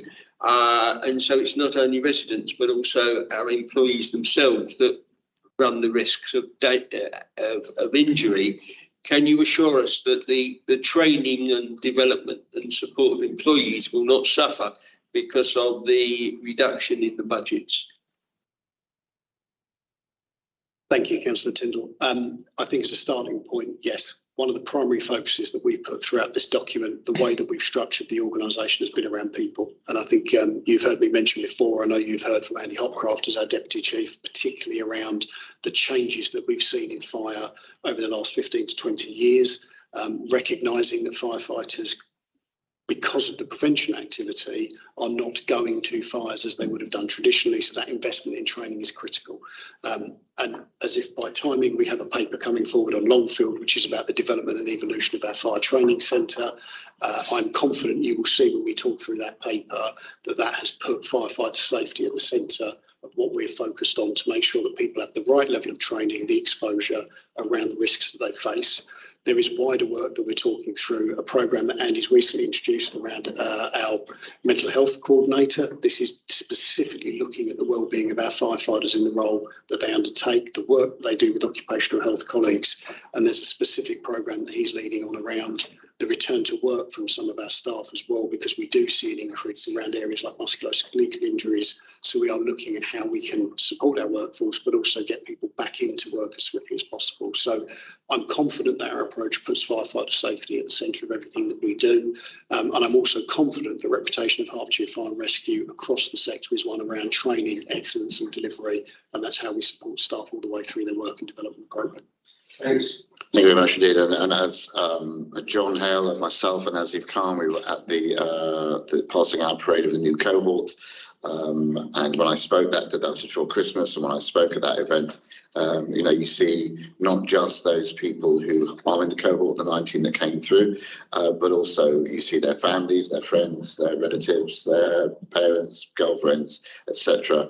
And you can see that as well as being proud, there is always a little bit of fear in their eyes. Well, of course, there's going to be because of the nature of the work. So we must do everything that we can to ensure that our staff, particularly in this area, are as safe as possible. And I have made it very clear in other places, I I will not do anything around budgets that would in any way cause there to be any issues. And those have been heard and not even questioned. So it's a good question, Ron, and I'm glad for the reassurance that we've been given from Alex. Right, I'm going to go on to John and then Sandy, then Sunny. John? Thank you, Chair. And I'd like to reiterate your comments just now about the importance of training and the fact that it's been, to an extent protected in these budgets. I'd also like to say on the CRMP, that this is a significantly better document than the previous RMP. I'm far happier with it than I was with the earlier document. And not quite the right word, but I'd say the officers have done a very good job on that. Thank you for that. It should help produce a good foundation for deciding how we manage the services going forward. We've also talked here about the importance of prevention and protection, and you've just touched on that, so I'd stress that as well, especially around things like road safety partnership, as we're seeing increasing the use of that. So I'm very pleased on all of that. As the Chair said, we were at the passing out parade back in December. It was great to see the level of diversity that's now being achieved within the team. Subsequently, I understand that one of the fire officers we saw passing out that day was already been involved in a rescue from a fire. And I think that just shows the speed nowadays at which somebody goes from just coming out and passing out to actually being at the front end of activity on this. But I think, so I'm very supportive of this paper and pleased with what has been achieved. Thank you, John. And my first question at the weekend when we heard, sadly, there were 2 incidents when there were tragic deaths on our roads, particularly the one in Watford a couple of days ago, which was a pretty nasty scene for all involved. My first question was, obviously, how the staff of the B, have we got any of our new cohorts going out? Because we really do need to make sure that from a mental health and support point of view, we're there, because you can train and practice on dummies, but when you face what they face and what you guys over there face on a day-to-day basis, those are real heroes. Thank you very much indeed, John. Sandy next, and then Sunny. Oh, sorry, Alex, did you want to add to that? Sorry. Sorry, thank you, Chair. Just very briefly, firstly, thank you, Councillor Howe, for the comments. I'll ensure that they're passed back across the team, but I did see the team nodding further down the panel here as well, so I'm grateful for those. I think one particular point that we've also looked at around the way that we recruit and the way that we train, I think we have seen historically some areas where we didn't run recruit courses, and that's had a bit of a knock-on effect where sometimes you'll see you get that surge of skill and experience, or sometimes there'll be a surge of probationary officers without necessarily the experienced officers on the watch itself. One particular point that we have done is that commitment to run that regular development of recruit courses, so that you get that healthy balance between skill and the new flow of people coming through, so that we don't have any of those rubber points. But thank you for your comments. Thank you. Next was Sandy, then Sunny, then Aziz. Sandy. Yes, thank you. I mean, as a newbie on this panel, I mean, it's extraordinarily interesting. Read this. Too much of it, may I say. Too many words in terms of something was quite repetitive, but maybe that can be boiled back. But really full of information and very well laid out.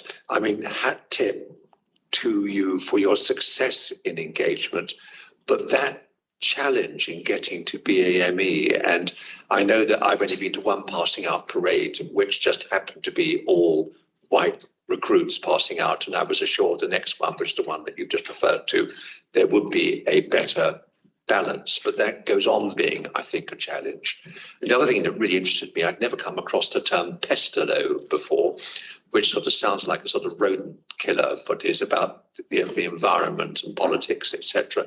And again, I mean, that is very frank and honest. I mean, more honest, may I say, about things like the economic situation we're in than some of the political statements by the powers in Westminster. And I think that the resilience issue, I mean, I was very intrigued in there about the fact if we move to automated vehicles, potentially that could dramatically reduce the number of road traffic accidents, which is the biggest single thing that the fire service is dealing with, which obviously is quite thought-provoking. But on the other hand, I think climate change I think we're going to see flooding happening on a scale that we just haven't even begun to grasp. And I guess there's going to be quite a role for the fire service there. And this whole resilience thing, I think, is something that we're going to have to track, because I think that's coming down the pike at us very, very quickly. He's always full of joy, is our Sandy. We're doing well with the fires, but the flooding is coming. And then I believe we've got pestilence. What other else have we got? Pestilence, yeah, very good. We did promise that we'd increase the diversity, if only because at that passing out parade that Sandy was at, I had to drive him home that day. So he was bending my ear. No, he wasn't. It was a pleasure to drive him home that day. Yes, there were 19 that came out of the cohort in December. For the first time, 6 of them are women. That's just over 33%, or just at 33%, and 4 from the black minority ethnic community as well. So we are now starting to represent more of the people that we represent. And I think that is important. We are doing the best we can. Of course, you can take the message out there. It's not always a case of whether people join, but they have been. I'm particularly pleased because it means that there are some shorter fire officers, because it's very difficult when I go to the passing out parades and I'm shaking people's hands. They're all Sandy's height, and it always looks like I'm in a pothole, which I'm not, because the council fixed it. But the other thing that's important is that I think a couple of days after that passing out parade that John and Asif and I went to, I was at the Bournemouth fire station and I saw one of the new cohorts of the BME community. We had a great chat, lovely guy, plays the saxophone, really enjoying it first days in there. And I think that's another thing. We must make sure that we continue to communicate with people. We don't just shake their hand and say thank you very much. You know, we've got to keep them involved and to show that we're keen and interested, which is why I do like the fact that we do in this panel become very supportive of this, because it's who we are as people and we respect the jobs that they do. So thank you very much indeed for that, Sandy, for those comments. Sunny, and then Asif. Yes, thank you. Just reiterating what everyone else has kind of said, which is essentially great report, lots of details, I must say.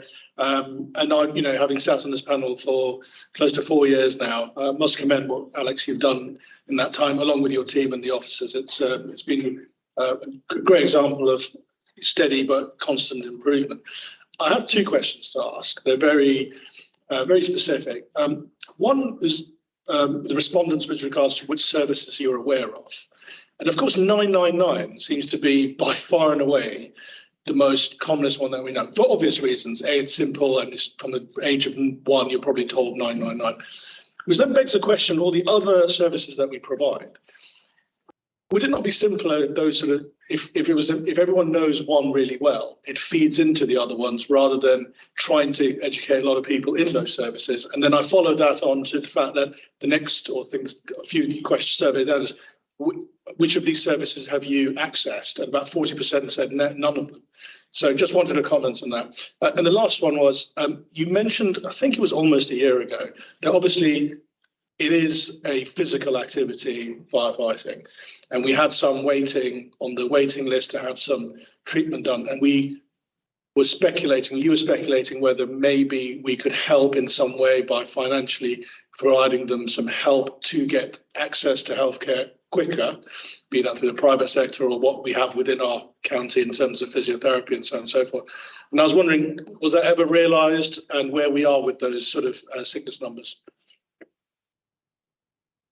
Thank you, Councillor. So I think on the first point, I think the challenge we've got there is probably the same as what the NHS has between primary and acute. It's what we're known for, and the public, as I said, they're used to a fire engine going neat or past them. It's for us to get that message out. I think what we always try to do is maximise any of our touch points that we have with the community. So you'll often see whenever we go to an incident, if there's a local fire, that would go out immediately and engage with that surrounding community and take that as an opportunity to learn and engage.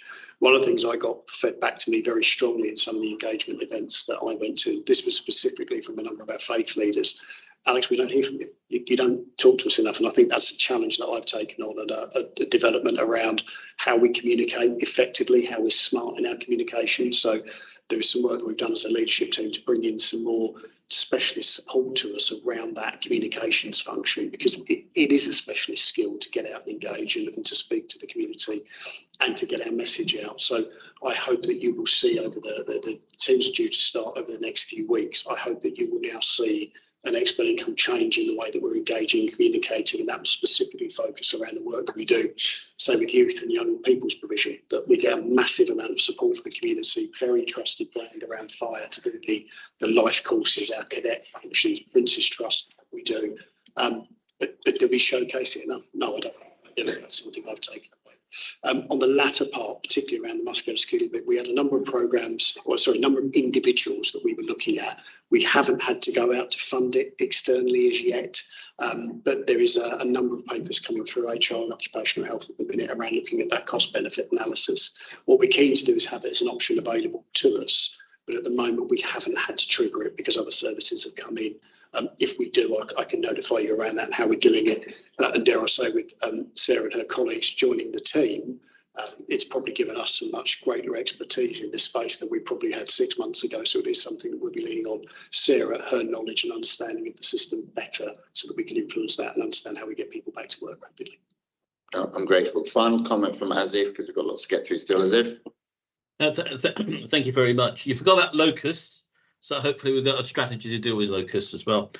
Just going back to the point, I had a sense of pride as well, when I went there. So not only the families had pride, and I think the other fire crew there, I had a sense of pride to see these young men and women coming through and becoming firefighters. And it was great to see the diversity. And just a point I wanted to make is continue to do that and improve that, that diversity that we are seeing in the fire brigade and whatever. My question actually is about high rise and making sure that the strategy meets that. So from the wee little town that I am from in Watford, we've got a plethora of very high rise buildings that are coming through, and just want to make sure that the fire service is responsive to that. 10 to 18 metres, I think, 11 to 18 metres, I think you define as high rise. Some could well be higher in Watford. So just need to be making sure that the strategy is there, and they're still coming on. So it's something just to be aware of going forward. Thank you, Councillor Khan. So I'll bring in Andy Butler shortly, just to pick up on a couple of points. But as you said, you know there'll be a number, or there has been a number of changes in the sector after the tragic Grenfell Tower fire. Our procedures have come in place. Andy will speak through some of the details of them. But I think it's important for me to say, yes, absolutely, as a sector, we have a commitment to our approach to high rise.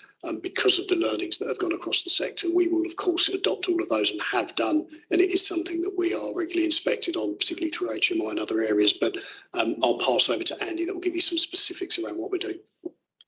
Yeah, thanks, Alex. So our fire protection team take the lead in terms of overseeing the safety arrangements. Apologies. So our fire protection team take the lead in terms of overseeing our response to high-rise buildings. We're in a period of transition in that the government have now set up a building safety regulator who have been set up, but we're transitioning towards that. Currently, our fire protection team carry out a minimum of an annual audit and inspection of every one of our 100-odd high-rise residential buildings in the county, and that continues. We're also very much engaged in the planning and building control side of things. So when a new building is going through the planning process, we look at every single one of those, look at things like access for fire appliances, and all sorts of our safety arrangements, and the same as it goes through the building process as well. So we would look at that for every single high rise, and then once built, a minimum of an annual inspection to oversee the safety arrangements. Thank you very much indeed. All that, Andy, we need to be really quick. We need to start speeding the meeting up. Go on, Andy. Yes, Council. So we're overseen by National Fire Chiefs Council at the moment. So there's a number of recommendations which came out of the Grenfell Action Plan, and that holds us to account as well regarding our training and exercising at high-rise buildings. And we've fully adopted the national operational guidance in that area. So we are fully tested and inspected on that, I think, which Alex mentioned as well. So thank you. Thank you. Thank you very much indeed. And of course, for those who are interested, there's a picture of me and Azif and John Hale all together with our officers at the passing out parade. Now, have you ever thought that we could bring us all three together? And John is almost smiling. I mean, you know, this is amazing what work can be done with Fire and Rescue Service. Copies of this are available from any good bookshop. So moving swiftly onwards. So we are invited to recommend to Cabinet to agree the adoption and publication of the Hertfordshire Fire and Rescue Service Community Risk Management Plan 2024 to 2028. All those in favour to do that? Anyone against? Any abstentions? There are none. That's unanimous. Thank you very much indeed, colleagues. Thank you everyone for that. And as I said, we've got quite a few items left. We're going to be finished by 1. So let's see if we can speed up a little bit. Item 7, technically, Item 7 does have a Part 2 report, but there's no Part 2 recommendations. So there is no point going into Part 2 if we don't have a Part 2 recommendation. Part 2, for those watching at home, means some matters may be confidential for financial reasons, etc. I'm a great one as a journalist in believing that everything should be in Part 1. And as a councillor, I've noticed when things are in Part 2, they get to the press quicker than Part 1 anyway. So I would rather do as much as we can in Part 1. And as I said, I think this is an interesting one. Again, hopefully you've read the reports. This is talking about the funding for the Longfield site known as Jessa. And I'm going to, who am I asking to present this? Mark Barber and Sash Pledger are on the call as well. So Mark, over to you. Yeah, thank you, Chair. Sass may or may not be able to join us. She's in another meeting, so I'm going to lead on this one if that's okay with you, Chair. So with the Longfield project, our intention is to create a state-of-the-art training centre which is fit for now and for the future. In April of 23, the project team revisited previous plans and specifications. We looked at our legislative requirements and the most efficient, effective way to deliver those. In doing this, we focused on what was absolutely essential to deliver in terms of firefighter training. So I'm pleased to say that with the help of HCC property teams, we've successfully reduced the original budget from upwards of 35 million down to 16.9 million. The project is going to be delivered in 3 phases, with the essential training facilities being constructed first, followed by the training support buildings, and then finally the refurbishment of the existing buildings to accommodate the support teams who will deliver the training. With the development of the site, we'll also be able to integrate a number of other functions, including our workshops and our trading standards evidence store, and this will in turn remove the associated revenue costs on the lease of their current sites. During the review of our requirements, we identified the most significant risks our firefighters will face operationally, these being both fires and roadway incidents. Hertfordshire has some of the busiest stretches of arterial road network in the country, and incidents on high-speed roads are some of the most hazardous our crews will ever face. Fortunately, through the good work of our prevention teams, the incidences of fires in the community are on the decline. However, the dangers our crews face at these has probably increased, and the reduction in the ability to learn on the job makes it even more important for us to have the appropriate training facilities. Currently, the fire training facilities on site are at end of life and need to be replaced. Previously, we had a prohibition notice served on the site regarding emissions from fire training. This prevented us from training with live fires, and unless we invest in the right technology to do this environmentally safely, we're likely to see this occur again. At present, despite one firefighter fatality during a motorway incident, our personnel still have nowhere to practice the fundamental requirements of safety on a high-speed roadway. And if we don't train appropriately to these risks, I do fear we may see further firefighter injuries or fatalities. Future-proofing the site also involves ensuring that all the training facilities include appropriate decontamination areas to address the emerging concerns around fire contaminants and occupational-related cancers. Once complete, the site will offer huge opportunities for joint working, not only with other blue light partners, but other HCC departments, for example, highways. There'll also be opportunities for commercialisation, and neighbouring fire and rescue services are already interested in the potential for us to deliver their training requirements. If we're successful at Cabinet, the project will go out for tender and planning permission with an anticipated construction start date of early 2025. and we will endeavour to bring that forward as much as possible through more efficient procurement routes. Happy to take questions now, and I can probably field the questions. Sas has just joined us as well. Sas has joined. Also to note that this report is being presented to the Resources and Performance panel on the 8th, on Thursday as well. And yes, we now have Sas with us. Alex, do you want to add something before I take some comments? Just a very brief thanks, if I may, because we've got a number of players in the room here between Andy Butler, Mark Barber and Sas. As many of you be aware, the Jester programme, as it was, has been around for some years. And it's just my thanks to the three of them for the heavy lifting that they've done over the last 18 months to bring this to the point that we're at. It's been no mean feat. There's been a lot of work. So I just wanted to record my thanks to Andy Butler, to Mark Barber and Sas Pledger for the way that they've dragged this kicking and screaming into where we've needed to get it to, and bringing this to almost fruition once final sign-off is coming. No, I appreciate that, and I know the work that you've done as well. And let's just, for those of you who have not been around for that long, the Jessa project that had all sorts of bells and whistles on it was looking at a £35 million cost several years ago. Imagine now that we can deliver this at around about 17 million. 4 years of after it was going to be 35 million, and with all the inflation, it's very important. Anyone who goes to Longfield, it's a primary school, right? That's effectively what it was, the porter cabins. This is not the way we should be in the 21st century. We're talking about looking after our staff. We're talking about proper training. Mark quite rightly brings out about contamination, the nature of fires that our people are attending now. Less home fires and chip fat fires than ever before, but now there's more warehouse fires and more chemicals dropping on them. But not only onto them, but then they're walking into police, into stations, fire stations, where there are other people around, and those contaminants can spread. And one thing we've learned from COVID is how quickly viruses, things, particulates in the air can spread. We must do everything that we can to be able to reduce those risks. And by having this particular centre, as well as improving our fire stations, but having this a Longfield site, we can train properly and appropriately for the 21st century. I know that His Majesty's Inspector was there last week, Lee Warman, just to have a look before we come and have our fire inspection later in the year. And I think he was very cognizant and pleased to hear of the plan. So I do hope that we will be sending our very clear approval today to Cabinet, that this is something that we support for our people. That is our staff. John Hale, I know, visited, I think it was last week, to Longfield. Yes, and it was a very useful visit to have a look at those, what the premises are currently like.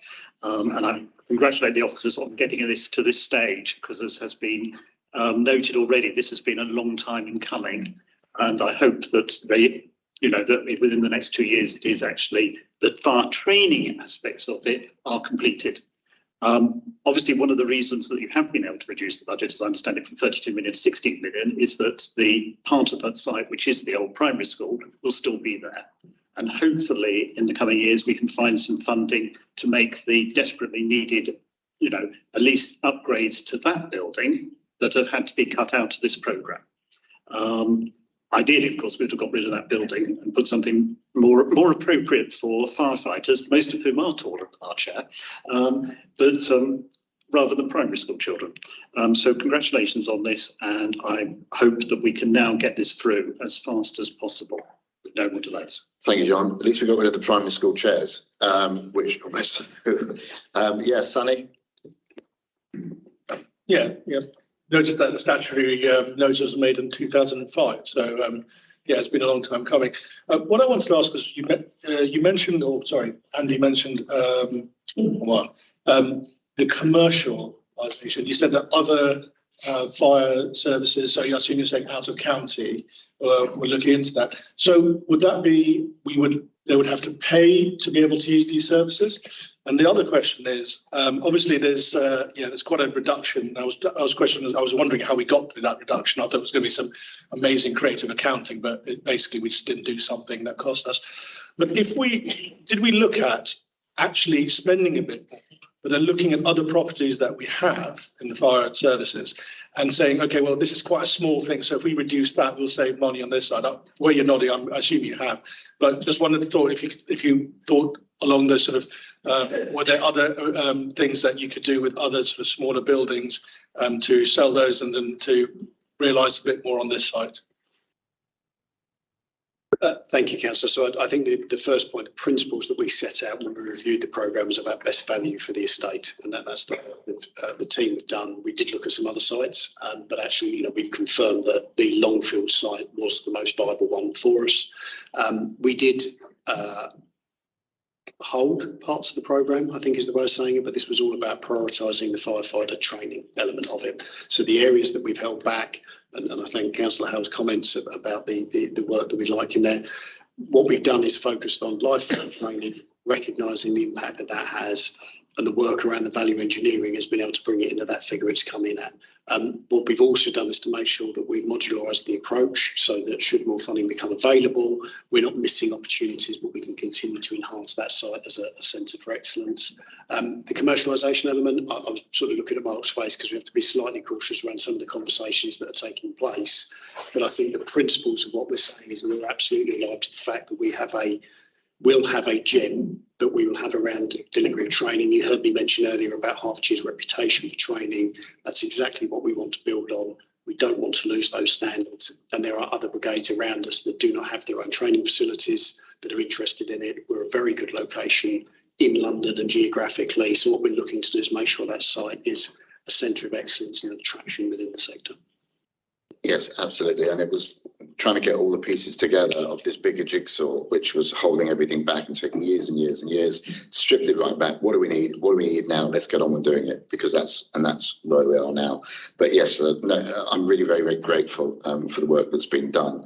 And colleagues, if there are no further comments, I'd like to, by a show of hands, I can imagine I can take both of these together unless there's an issue. A note and comment the report and recommend to Cabinet we approve a budget of 16.973 million for the redevelopment of the Longfield site. All in favour? Anyone against? Any abstentions? That is passed unanimously. Thank you, Sas, for joining us. Thank you, colleagues. Thank Mark for presenting. That's gone through, and as I said, you can report that also to the Resources and Performance panel. That was our wish as well. So we move swiftly on to item 8. It's another year, another Stop Smoking Catchy campaign name, a response to Stop to the Start motion. And I'm going to ask Sarah Perman to present. Thank you, Chair. This is a motion which was referred from December Council to this panel, which expresses support for the government's policy announcement in the autumn of Stop the Start. If you remember, that contains two elements. The first is actions to stop children turning 14 or younger from ever being legally sold cigarettes. And the second element, measures to stop the alarming rise in vaping among children and young people. And the government last week announced further measures around vaping. This builds on a paper that you saw at the last meeting, which set out the joint work across Hertfordshire County Council on tobacco control, particularly by the trading standards team and the team in public health, two elements of community protection, which work together to prevent illegal sale of cigarettes and vaping, and set out the work that we do with different communities and groups to stop smoking. The motion goes further than that paper by explicitly expressing support for the government's proposals in recognition of the continuing high smoking rates, although they have gone down in recent years, which are a massive burden on health and do lead to around 64,000 deaths every year.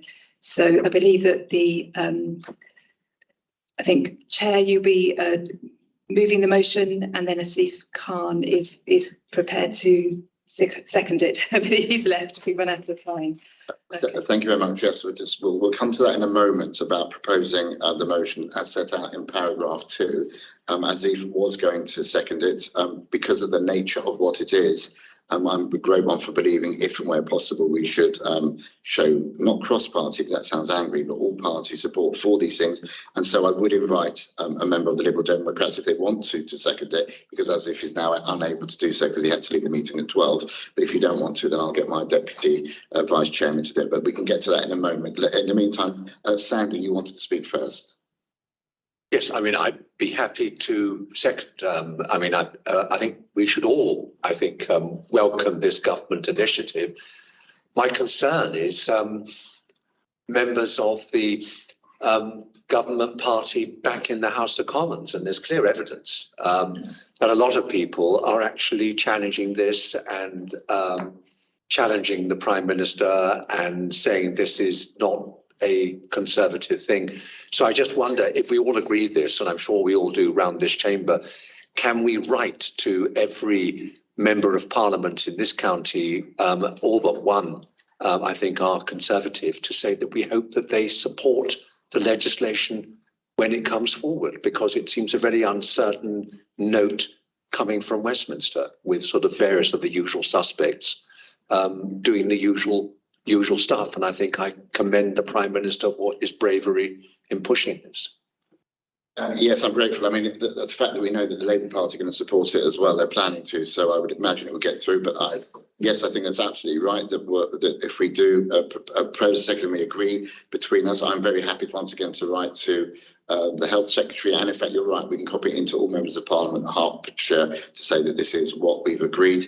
Is it a new Health Secretary since the last time I wrote to him?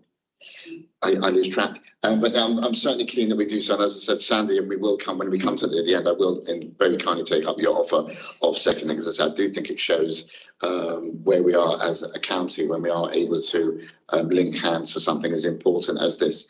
I'm going to take Ron Tyndall next and then Sunny. Interestingly, I'm going to go right back to something David Lloyd said when he said that it's not about actually catching people, it's prevention. And so I would welcome this. However, I do believe that the messages going out are somewhat contradictory, because on the one hand, while we are encouraging less smoking amongst our young people, and no smoking among young people, we have heard earlier on that the budget contains potential reductions in the regulatory services. And they are the ones, including trading standards, goes around and actually stops illegal selling of cigarettes and other things to young people, and vapes and everything like that. So I would hope that at some point we would try and beef up our regulatory services in order to put some teeth into the wishes of everybody that we do stop smoking. Do you wonder how you often manage to put two and two together and make five? But it is a skill, and I hope I never get it. The reality is, as I've said before, and you will have heard me at council, and you will hear me again today, that I think this is a very positive thing. In fact, we were, as an authority, ahead of the curve with the suggestion in the first place, before the government even suggested it, that we should take up the idea of stopping it 1 year at a time smoking, so that it doesn't harm, it doesn't cause any difficulties for people who are currently older and have addictions, etc., because they shouldn't be stigmatized. We've got to help them. That's where vaping comes in, because it should be there as a replacement for smoking, not as all fruity colours like we talked about Alco Pops from 20, 30 years ago, and where you can now get sort of disposable vapes in the high street easier than you can get a postage stamp. So I've been very clear on that for quite some time. I'm glad to hear the government is bringing forward plans to rule out one-off vapes. And I think that the packaging should be treated in the same way as smoking. But I've given that view before. And I've also said that we must ensure that we continue to fund trading standards appropriately, because if we do go down this route, then there is no doubt that the black market in illegal cigarettes and vaping products, etc., will continue to rise. And therefore, whatever you're saving there, government or otherwise, we've got to make sure we got the funding here. So I have always said that, and I think that we should include that within the letter. I'm looking at Sarah because I'm suspecting that Sarah's going to have to word this letter and send it to me for approval. We do want to make sure that we have the appropriate funding. So I agree with you on that, but let's be positive about something which I think could be very good for future generations. I don't want my kids to be smoking if they can possibly avoid it, even the ones that live with me and might feel they have to. Sunny was next.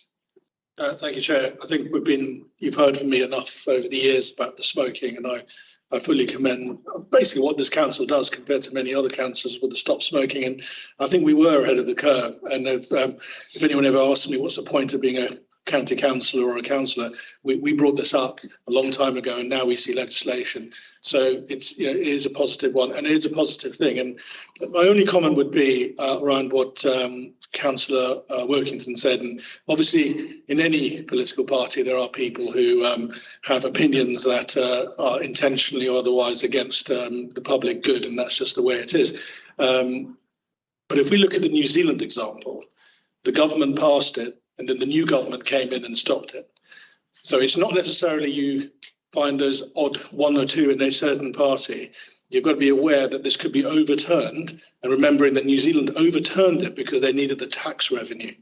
Now, so we need to be aware that although this will probably pass in the next year or so, what subsequent governments would do. Thank you.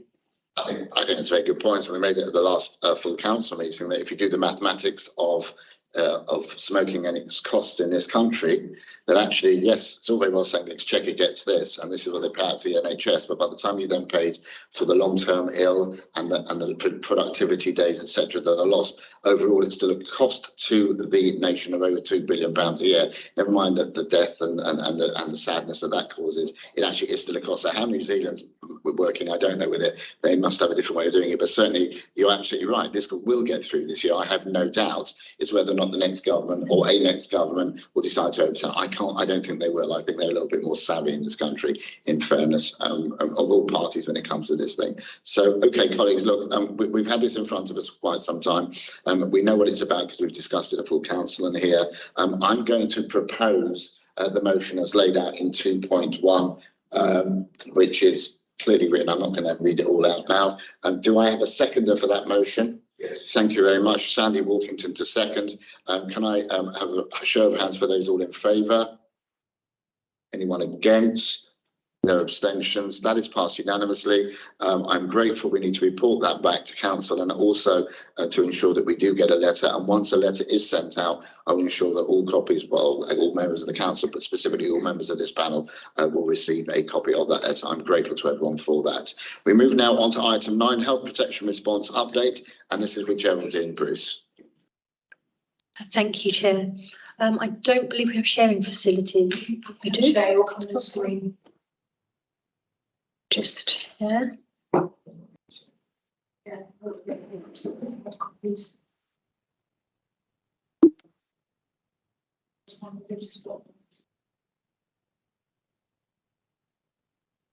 Okay, thank you, everybody. So this is our routine update to panel. I haven't been here since before Christmas.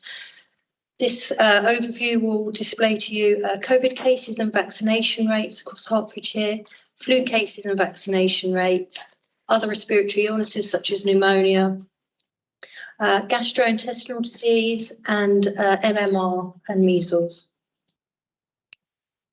So starting with COVID, as I mentioned, I haven't been here since before Christmas. Over that time in December, there was a new variant designated JN.1. This variant was from the same lineage as our previous variants, so BA.286. This did drive a wave of infections before Christmas. However, you'll see from your packs and on screen, if it's clear enough, that actually this peak of infections was substantially lower than we'd seen in previous winters. As you would expect, there was an increase in hospitalisations into intensive care units and high dependency units. But again, when compared to the same time in the previous year, this was substantially lower. So you'll see on the lower chart there to the left, the very high peak in January 23, and how that compares to the far side on the right, January 24. Our data indicates that COVID cases actually peaked before Christmas around the 20th of December. This is very positive, and we're not currently seeing any surges in cases across Hertfordshire. Of course, the data is different to previous years because we haven't got the testing capacity that we previously had. So there are some caveats to this data, but the hospital admission data is a reliable indicator of the impact of COVID. I'll move to the next slide. So this covers COVID vaccination data. So we had a COVID booster program this year. That's now ended. Uptake to the vaccination and the booster was lower than previous years. And when I've been here on previous meetings, I did indicate that for each booster program we've had since the start of the pandemic, uptake has slowly been reducing. And we expected this to happen with less presence in the media, etc., than we'd seen over the pandemic. So 49% of all eligible residents took up the offer of COVID booster this winter. 72% of those were actually aged 65 and over. One of the risk areas to raise was around 14% of carers and those working in frontline social care took up the offer. So that's an area of work that we've been focusing on as a team to try and increase vaccination rates in those people. Flu cases. So at the time of making this pack, flu cases were on the increase. So this is post-COVID. That's now stabilised and is actually coming down. We're not seeing large impacts on our care homes and schools that we've seen in previous years. That's quite positive. Again, looking at uptake data, 35.5% of eligible people took up the offer of flu vaccination this winter. Some of our lowest rates that we've been looking at and trying to drive was in pregnant women, carers, again, quite low, and 2 to 3 year olds, 48.8%, so we could do better there. All of this data will inform our future comms campaigns for future winter programmes. We also look at inequalities in uptake, and sadly the same inequalities occur in the flu vaccination we've previously seen in the COVID vaccination, with some of our groups having lower uptake than we'd like to see.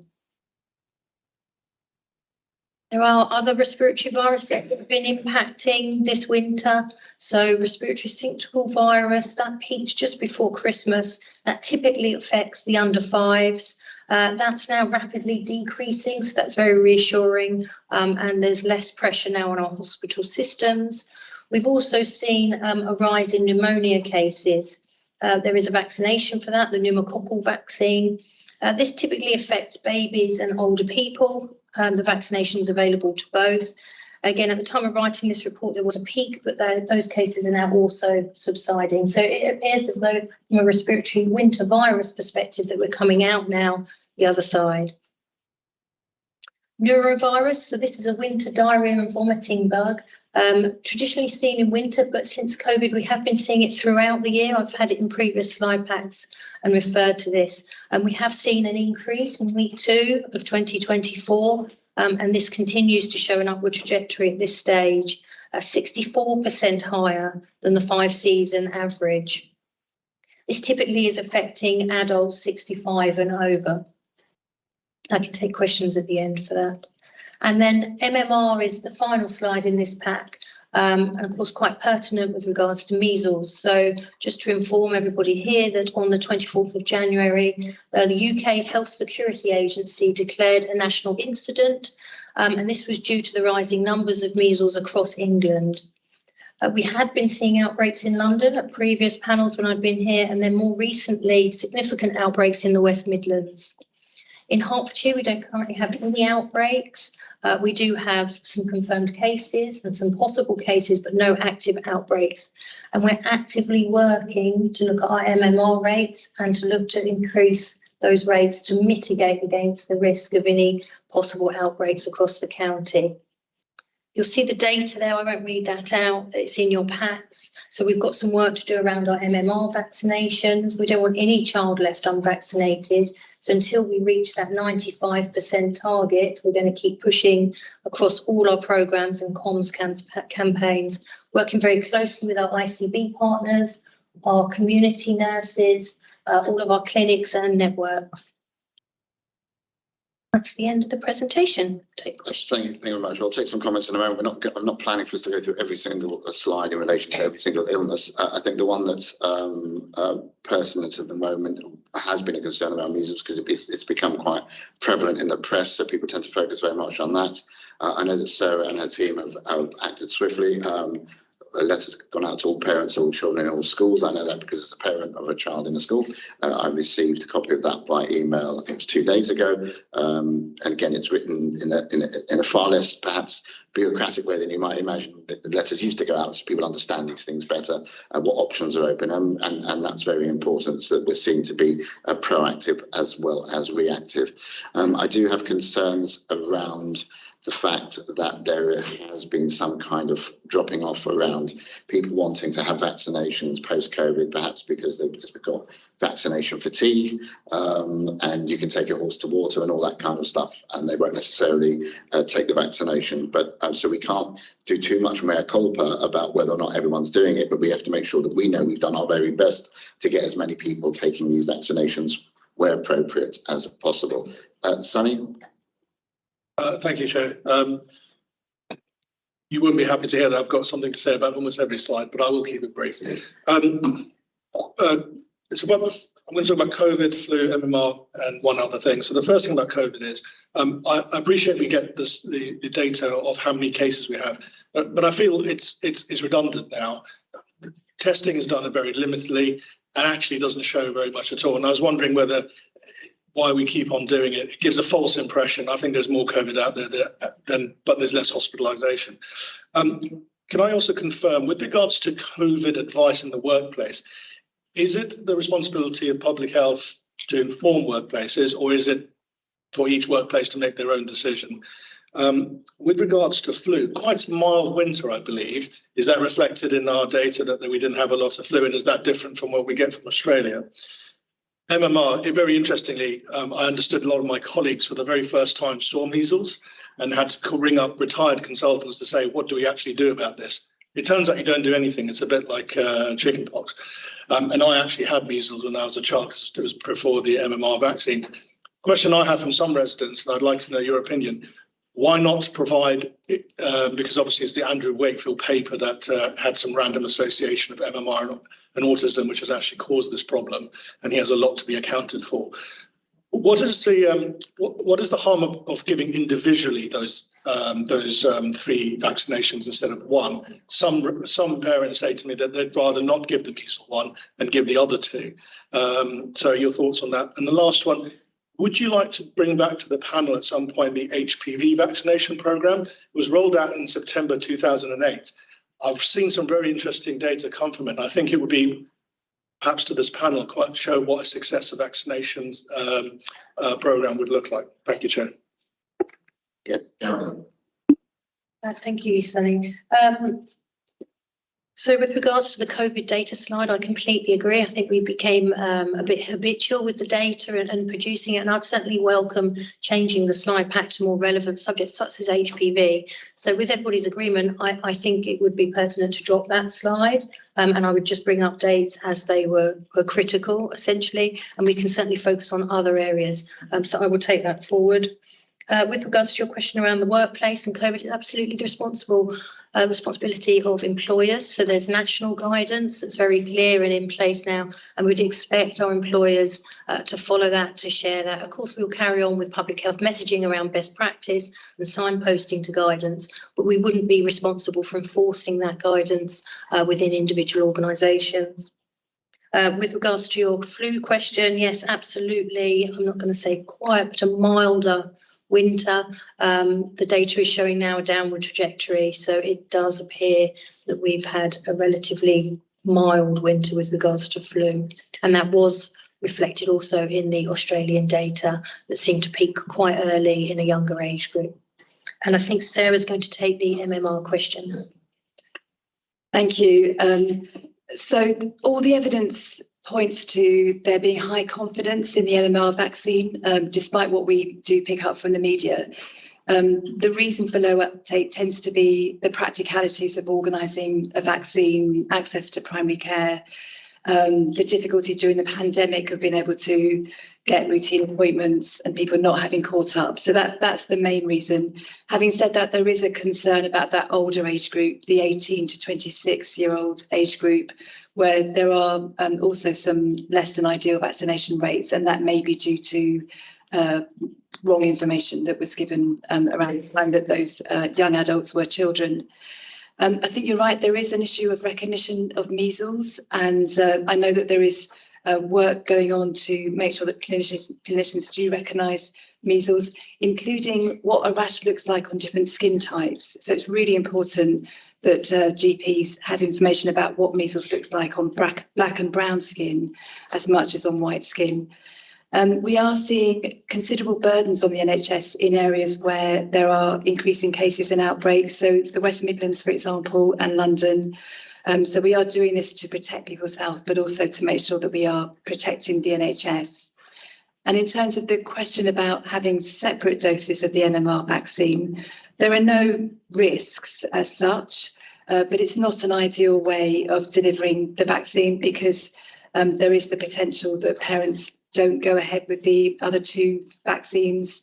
There is that time lag between vaccines, which means that children are not fully protected against the three conditions that the MMR vaccine protects against at the same time.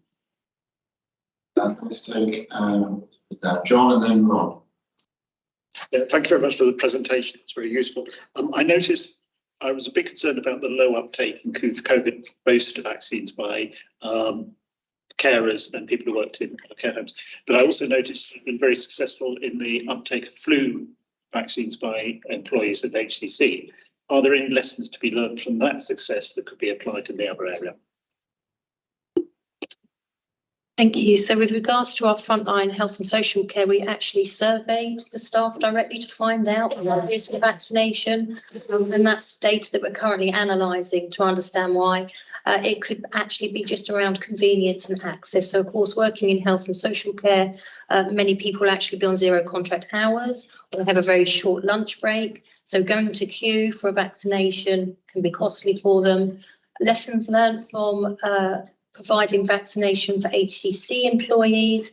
Of course, it's a very small group of people that we offer vaccination to, so we have that luxury to do it inside. So many of you would have come to some of the clinics around some of our sites. So it's taking the vaccination to the people.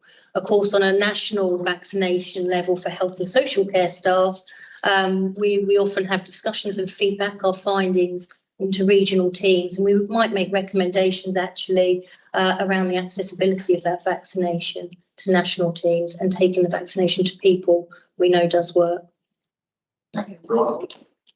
Very quickly, Maurice, I just wondered, do we have some form of early warning or collaboration between countries to identify when something new is approaching us, or where something old but is coming back, like measles is approaching us, so that we can have some sort of preparation? Yeah, so not me personally, but certainly within the UK Health Security Agency, they have cross-border connections with other countries. Of course, we work very, very closely looking at data from the Southern Hemisphere with regards to flu. There's national surveillance with regards to variants of COVID. So we do get information ahead, and we generally do know what's coming. I would say with measles, given the low vaccine uptake, we've been expecting this to come, and we're really working very hard to mitigate risks now. Thanks very much, and thanks for the data. Thank you very much indeed, colleagues. We are asked to, which we have done, note and comment upon the content of the report and presentation. Is that just to know, we don't need to vote. So, Geraldine, thank you so much indeed. A lot going on. I know the weather's turning cold again, so let's not say we're out of the woods quite yet. It's still only early February, but who knows? Thank you very much indeed for that presentation. That was very, very useful. Poor Ideen, you've been sitting there for 2.5 hours. You've not fallen asleep, well, only once. We're now coming on to item 10, Public Health Nursing Service Update, and it's with you, Aidan. Thank you. No, I haven't fallen asleep. Good morning, good afternoon. That's how long I've been here, this afternoon now. My name is Aidan Dunn. I'm a consultant in public health, and I relatively recently joined the public health team, and I lead on children and young people. I'm going to talk about the public health nursing service. I'm going to assume the paper is read, so I'll provide a very high level summary and then very happy to answer questions. So the Public Health Nursing Service is a core mechanism for delivery of the Healthy Child Programme in Hertfordshire. The Healthy Child Programme is a national programme that covers 0 to 19 and up to 25 for people with special educational needs and disabilities. The current provider for the service in Hertfordshire is Hertfordshire Community NHS Trust. And this contract was originally due to end in September 2024. It was agreed by Public Health Management Board to be extended to April 2025. However, in October of last year, we did a rapid appraisal of the service and the current procurement strategy. And we recognise that with the current timelines, we were going to miss some really key opportunities to optimise the service. And we probably weren't going to address some of the key challenges of the service face. And these challenges are not unique to Hertfordshire. They are representative of the national picture of challenges that public health nursing faces. And to be clear, public health nursing covers health visitors and school nurses. So we have put in a proposal to Public Health Management Board to actually use the full length of the current contract with HCT, so to extend the existing service and contract to September 2026 and undertake a programme of transformation on the service over the next year to look at those challenges and those opportunities and to ensure that they are addressed and realised within the new service specification. In early 2025, we will then take a view, working with legal, around our future procurement strategy. So whether we look at a direct award to the provider or whether we go out to open competitive tender. So we will be advised by our legal colleagues on that. HCT welcomed this approach to extend the contract to September 2026, are very engaged and keen to support us on this transformation programme. And we have set a series of milestones that we wish to achieve and work through with HCT as part of that contract extension and that transformation programme. A key focus for us in the transformation programme is recognising within the challenges, and we've talked about the financial context quite a lot today, but the service budget will remain as it is, but there's a lot to deliver within that. And so it's looking at how do we ensure value for money, so looking at what other areas are achieving through the public health nursing contract, but actually recognising the rising complexity within the population. How do we continue to deliver a service that meets those needs? And so it's addressing that balance between a universal service and a targeted service, so that where you're giving additional support, it's proportionate to need. We've set a draft vision for the service with some key principles. So I've talked about addressing health inequalities, making sure we've parity between mental and physical health. And some of the challenges will become enablers for the success of this service. So having a better integration of the public health nursing service with the family support service, the family centre service, being data driven, so that we're putting evidence and data at the forefront of our decision making, that we're going beyond using data to contract manage, but actually informing that targeted response and sharing information across those integrated services, and that we have a highly skilled and motivated workforce. That's a real challenge in the current context, but actually it's a really important enabler to the success of this service.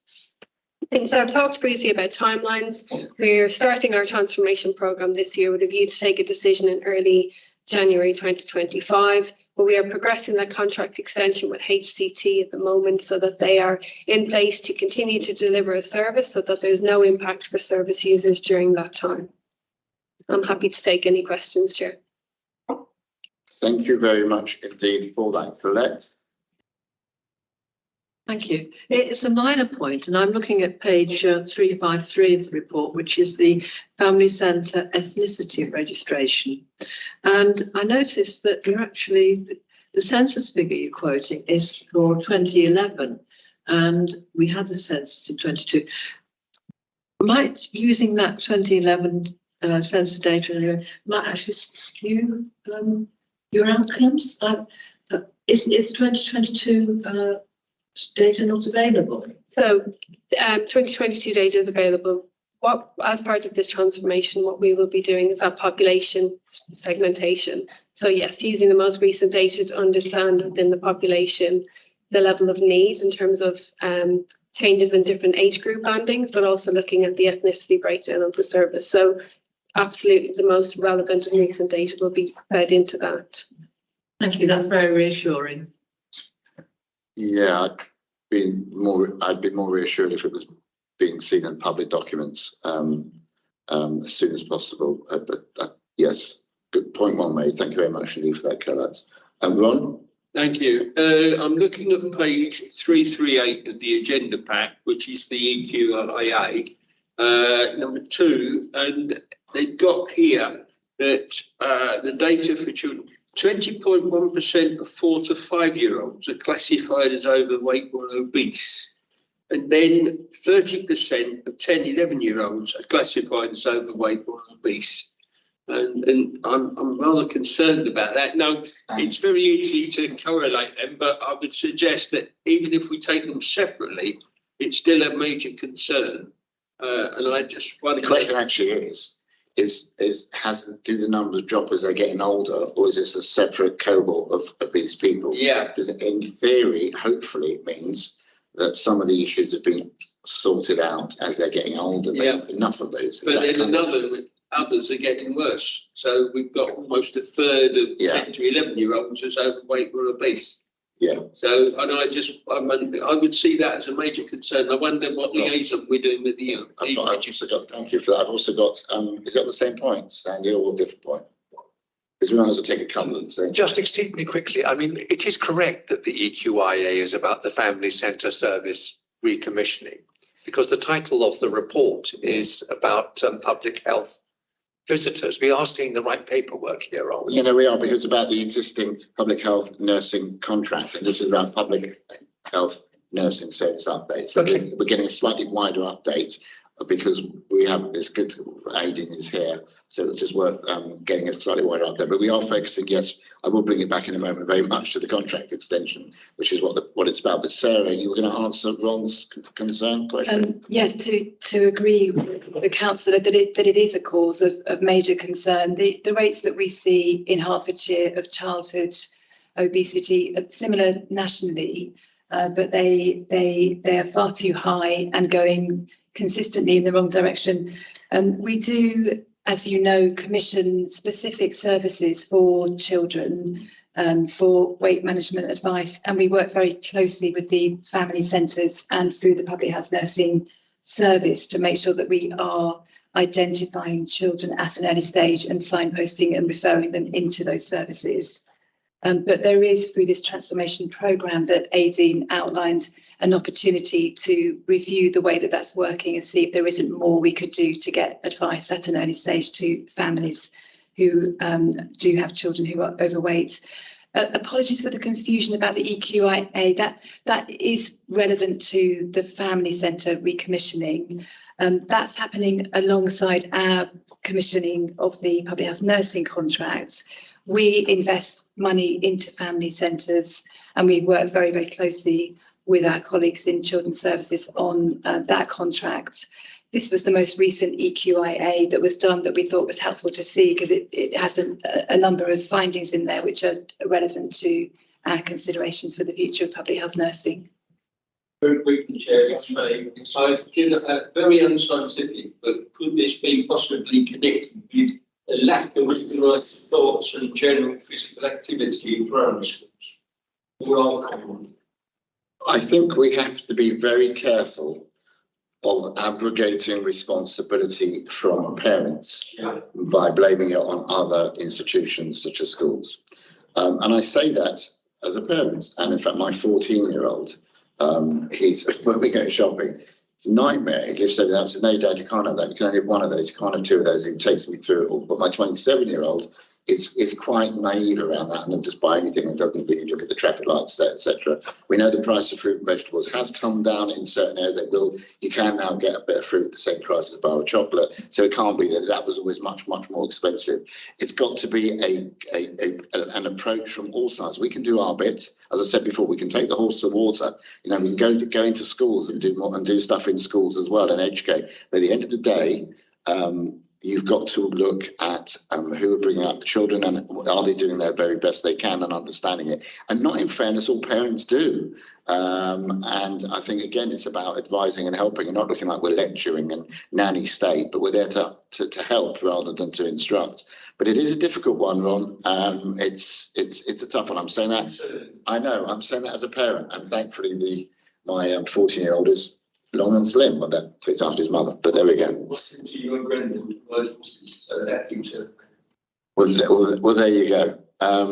Aidan, did you want to come back on this? And I will come to you, Fiona, then I'm going to wind it up. Aidan? Thank you. So just on the obesity, it's a really complex issue and there's no silver bullet for tackling obesity, and it is that layering of intervention. So the contribution of the family centre service, of which the public health nursing is part of.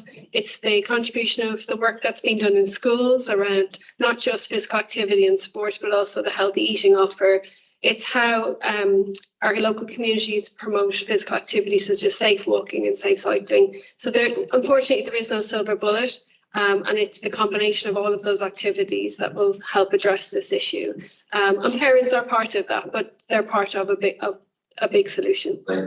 They are indeed, and I'm grateful for that. I've made that very clear. We've got to do it all together, you know, wherever we can. Fiona, finally, Fiona. Thank you. Thank you. Thank you for the report as well, the presentation. I appreciate that the special schools aren't eligible for the school nursing under this particular contract, and it mentions all children between 0 to 19 in mainstream schools. Does that include, is the school nursing service in every academy and every school in Hertfordshire? So just to address the SEND point, so the service goes up to 25 for children and young people with SEND. We do have SEND health visitors, so there is a pathway for SEND families, and that has been recognised as an example of good practice. Within our school nursing service, as part of the transformation, we are looking at how we can do more in terms of SEND families and within SEND schools. So they're not excluded from the service, but I think it's an area where we recognise we could do more. But does the school nursing service go into every other school, including all the academies? It goes into academies, yes. Yeah. And all schools in Hertfordshire? So it doesn't include independent private schools. It includes state schools and academies. Okay, because I have had some feedback that they're not in the school nursing service isn't going into all schools. Yeah, can you do me a favour, take that outside if it's a local school situation, only because it may be something specific to your area, and Aideen and you should really speak about that if it is, and you can look into it. Is that reasonable? Yeah, if I provide one comment very quickly, the model of school nursing is quite different to health visiting, where they don't have caseloads, they have schools, so it's a corporate model. So where school nurses will have a number of schools on their case, they won't be in a school every day. I'm happy to have the conversation offline. That's awesome. Thank you very much indeed. Colleagues, we're asked to note the following: that the existing public health nursing contract is extended to September 2026. Throughout 2024 and into early 25, the team will undertake a transformation programme to inform a revised service specification, achieve better integration with local services, specifically the family centre service, and identify local solutions for some of the more complex challenges being faced by the system and also nationally. All those in favour, colleagues? But I'm not doing it anyway. Anyone against? No. Thank you very much indeed. We've noted it, and I like having a vote, especially when we're going to win it. Right, that's good. Final item. We only have 5 minutes on this one, I'm afraid. It's the Sports Ground Safety Authority. So we still have the Sports Ground on. Sports Ground Safety Authority inspection feedback with Andrew Butler. Thanks, Chair. And yes, I'll just keep it as brief as I can. So this is an update on a recent audit of the County Council by the Sports Ground Safety Authority, or SGSA. So the SGSA, for those of you less familiar, are the government expert body on sports ground safety. And they were set up following the Hillsborough disaster and asked to take a role in terms of overseeing the work of local authorities to make sure they're delivering on their statutory duties. So in Hertfordshire County Council, this work is undertaken by our training standards team on behalf of the County Council. There's 3 areas, I guess, to that work. One is that we chair the safety advisory groups for our sports grounds in the county. So the largest being Watford Football Club with 22,000 spectators on a regular basis. Watford, Councillor Mitchell's patch, 8,000-ish capacity. They're the main 2 areas of our focus. So we chair those safety advisory groups. We issue the safety certificates for those grounds, which sets the terms and conditions under which they can operate, including the capacity of those grounds. And then we also inspect and audit those grounds to make sure that they're meeting the terms of their safety certificate. So we monitor the grounds, the SGSA monitor our performance in that. There's an expectation by the SGSA that elected members have a role in that, hence the update today. We've recently been audited by the Sports Ground Safety Authority, and you'll see from the report that we scored top mark each of the 9 categories that we were audited and inspected on, and one of only 5 local authorities in the entire country to do so. So really pleasing to see the comments that are highlighted in comments section 2.4. Pleasing, but equally it's what I would expect insofar as we give a lot of priority to this work. I think it is important. Just recent events and some fixtures that happened elsewhere in the country a couple of weeks ago. Significant disorder up at a match in the Midlands. A fan falling from a top tier of a stadium to a lower tier just last month. So I think the importance of this work is therefore to see. We also have a role in terms of other smaller grounds and other non-football events, whether that's the golf, whether it's the canoe World Championships, which happened in Hertfordshire this year, and anything else that happens in a sports round. Just a couple of final points to make. As part of this work, we're keeping a very close eye on something called the Protect Duty, or Martin's Law. You may have seen reported in the media following the Manchester Arena attacks. That will impact not just on our sports grounds, but all larger premises and events that take place in the county. So we're keeping a close eye on that, working with our football clubs, but also our partners in terms of other events to understand and prepare for that. Just to finish and going back to the inspection, two very relatively minor recommendations, both of which are in the process of being actioned and will be closed over the next few months. So that's hopefully a very succinct overview, Chair. Thank you very much indeed. Fan falling, that was at the Ipswich Maidstone game, wasn't it? But thankfully he's all right. It was the reporter thinking, I'm going to be really careful that I don't say anything in case something really badly happened to him. But at the same time, everyone was celebrating Maidstone's win. But thankfully he was okay. As for Watford, well, I don't think they'll be filling their stadium for a while, will they, the way they're doing at the moment? And I'd like to stir it up a bit. John was first and then Sonny. I'd just like to draw the panel's attention to the wording in paragraph 2.4 and congratulate the team on their very high performing and excellent report. Yes. Absolutely right. Sonny? Yeah, it always amazed me what county has to do as well. And I thought this was all sort of individual, stadiums and policing. But yeah, it's outstanding report. Quick question: safety standing or safe standing in stadiums. Does this? Do you filter into whether that should come in? Yes, so we have a role in that. So any sports ground that wants to introduce or reintroduce safe standing requires permission from the Sports Ground Safety Authority, but very much our safety advisory groups would be involved in that process. Watford certainly haven't expressed an interest in that to date. Of course, Stevenage being in League One, where we're already permitted to have standing, and that remains. Would you say no to any club if they asked, or do they? Or is it a case of saying yes, but you have to do this, that, and the other? Yeah, so I think the evidence and the trials that have taken place across the country have shown that it can be done safely, and even certain groups that perhaps were resistant to that change, particularly thinking of some of the campaigners around the Hillsborough disaster. I think even parties like that now have recognised that it can be done safely, and so has been widely welcomed. But to date, no applications in Hertfordshire for Sonny. I'm actually asking for my son because we have this conversation regularly. Why can't they do that? Now I know. Very briefly, anybody else? In which case, this is, as I say, very, very interesting to know. And I'm grateful for John for alluding to it. We do have our officers do an amazing amount of work. Sometimes you just don't know what it is they're doing, and to get such a good result as well is very important to us. So we're just asked to note the outcome of the audit carried out by the Sports Ground Safety Authority in relation to the County Council's responsibility under the Safety of Sports Grounds Act 1975. Are we happy to note? I recall our congratulations to the officers. And in noting, can we offer our thanks to officers for the sterling work they do on behalf of ensuring the safety of people going to visit these venues and these sports ground. It's very much appreciated. And that's just congratulations. What a way, a nice way, colleagues. There's no other part one business. There is no part two business, and the date of the next meeting is the 27th of March 2024. I'd said it was a full agenda today, but I do agree, and I hope Sandy agrees now being on this panel. This is a really good panel to be on. We enjoy it. We have good conversation. We go and visit places. We see things, and it's really very front-facing. It's the David and Goliath. It's small. It's only 10% of the entire budget of the whole county. My goodness, does some incredible front-facing work that our residents need, and to keep them safe and to keep them healthy. Can I thank, as always, all the officers? There is so much going on behind the scenes, particularly in complicated times, and I'm very grateful to all of them. And I wish you all, wherever you're going for this today, a safe journey and a safe day.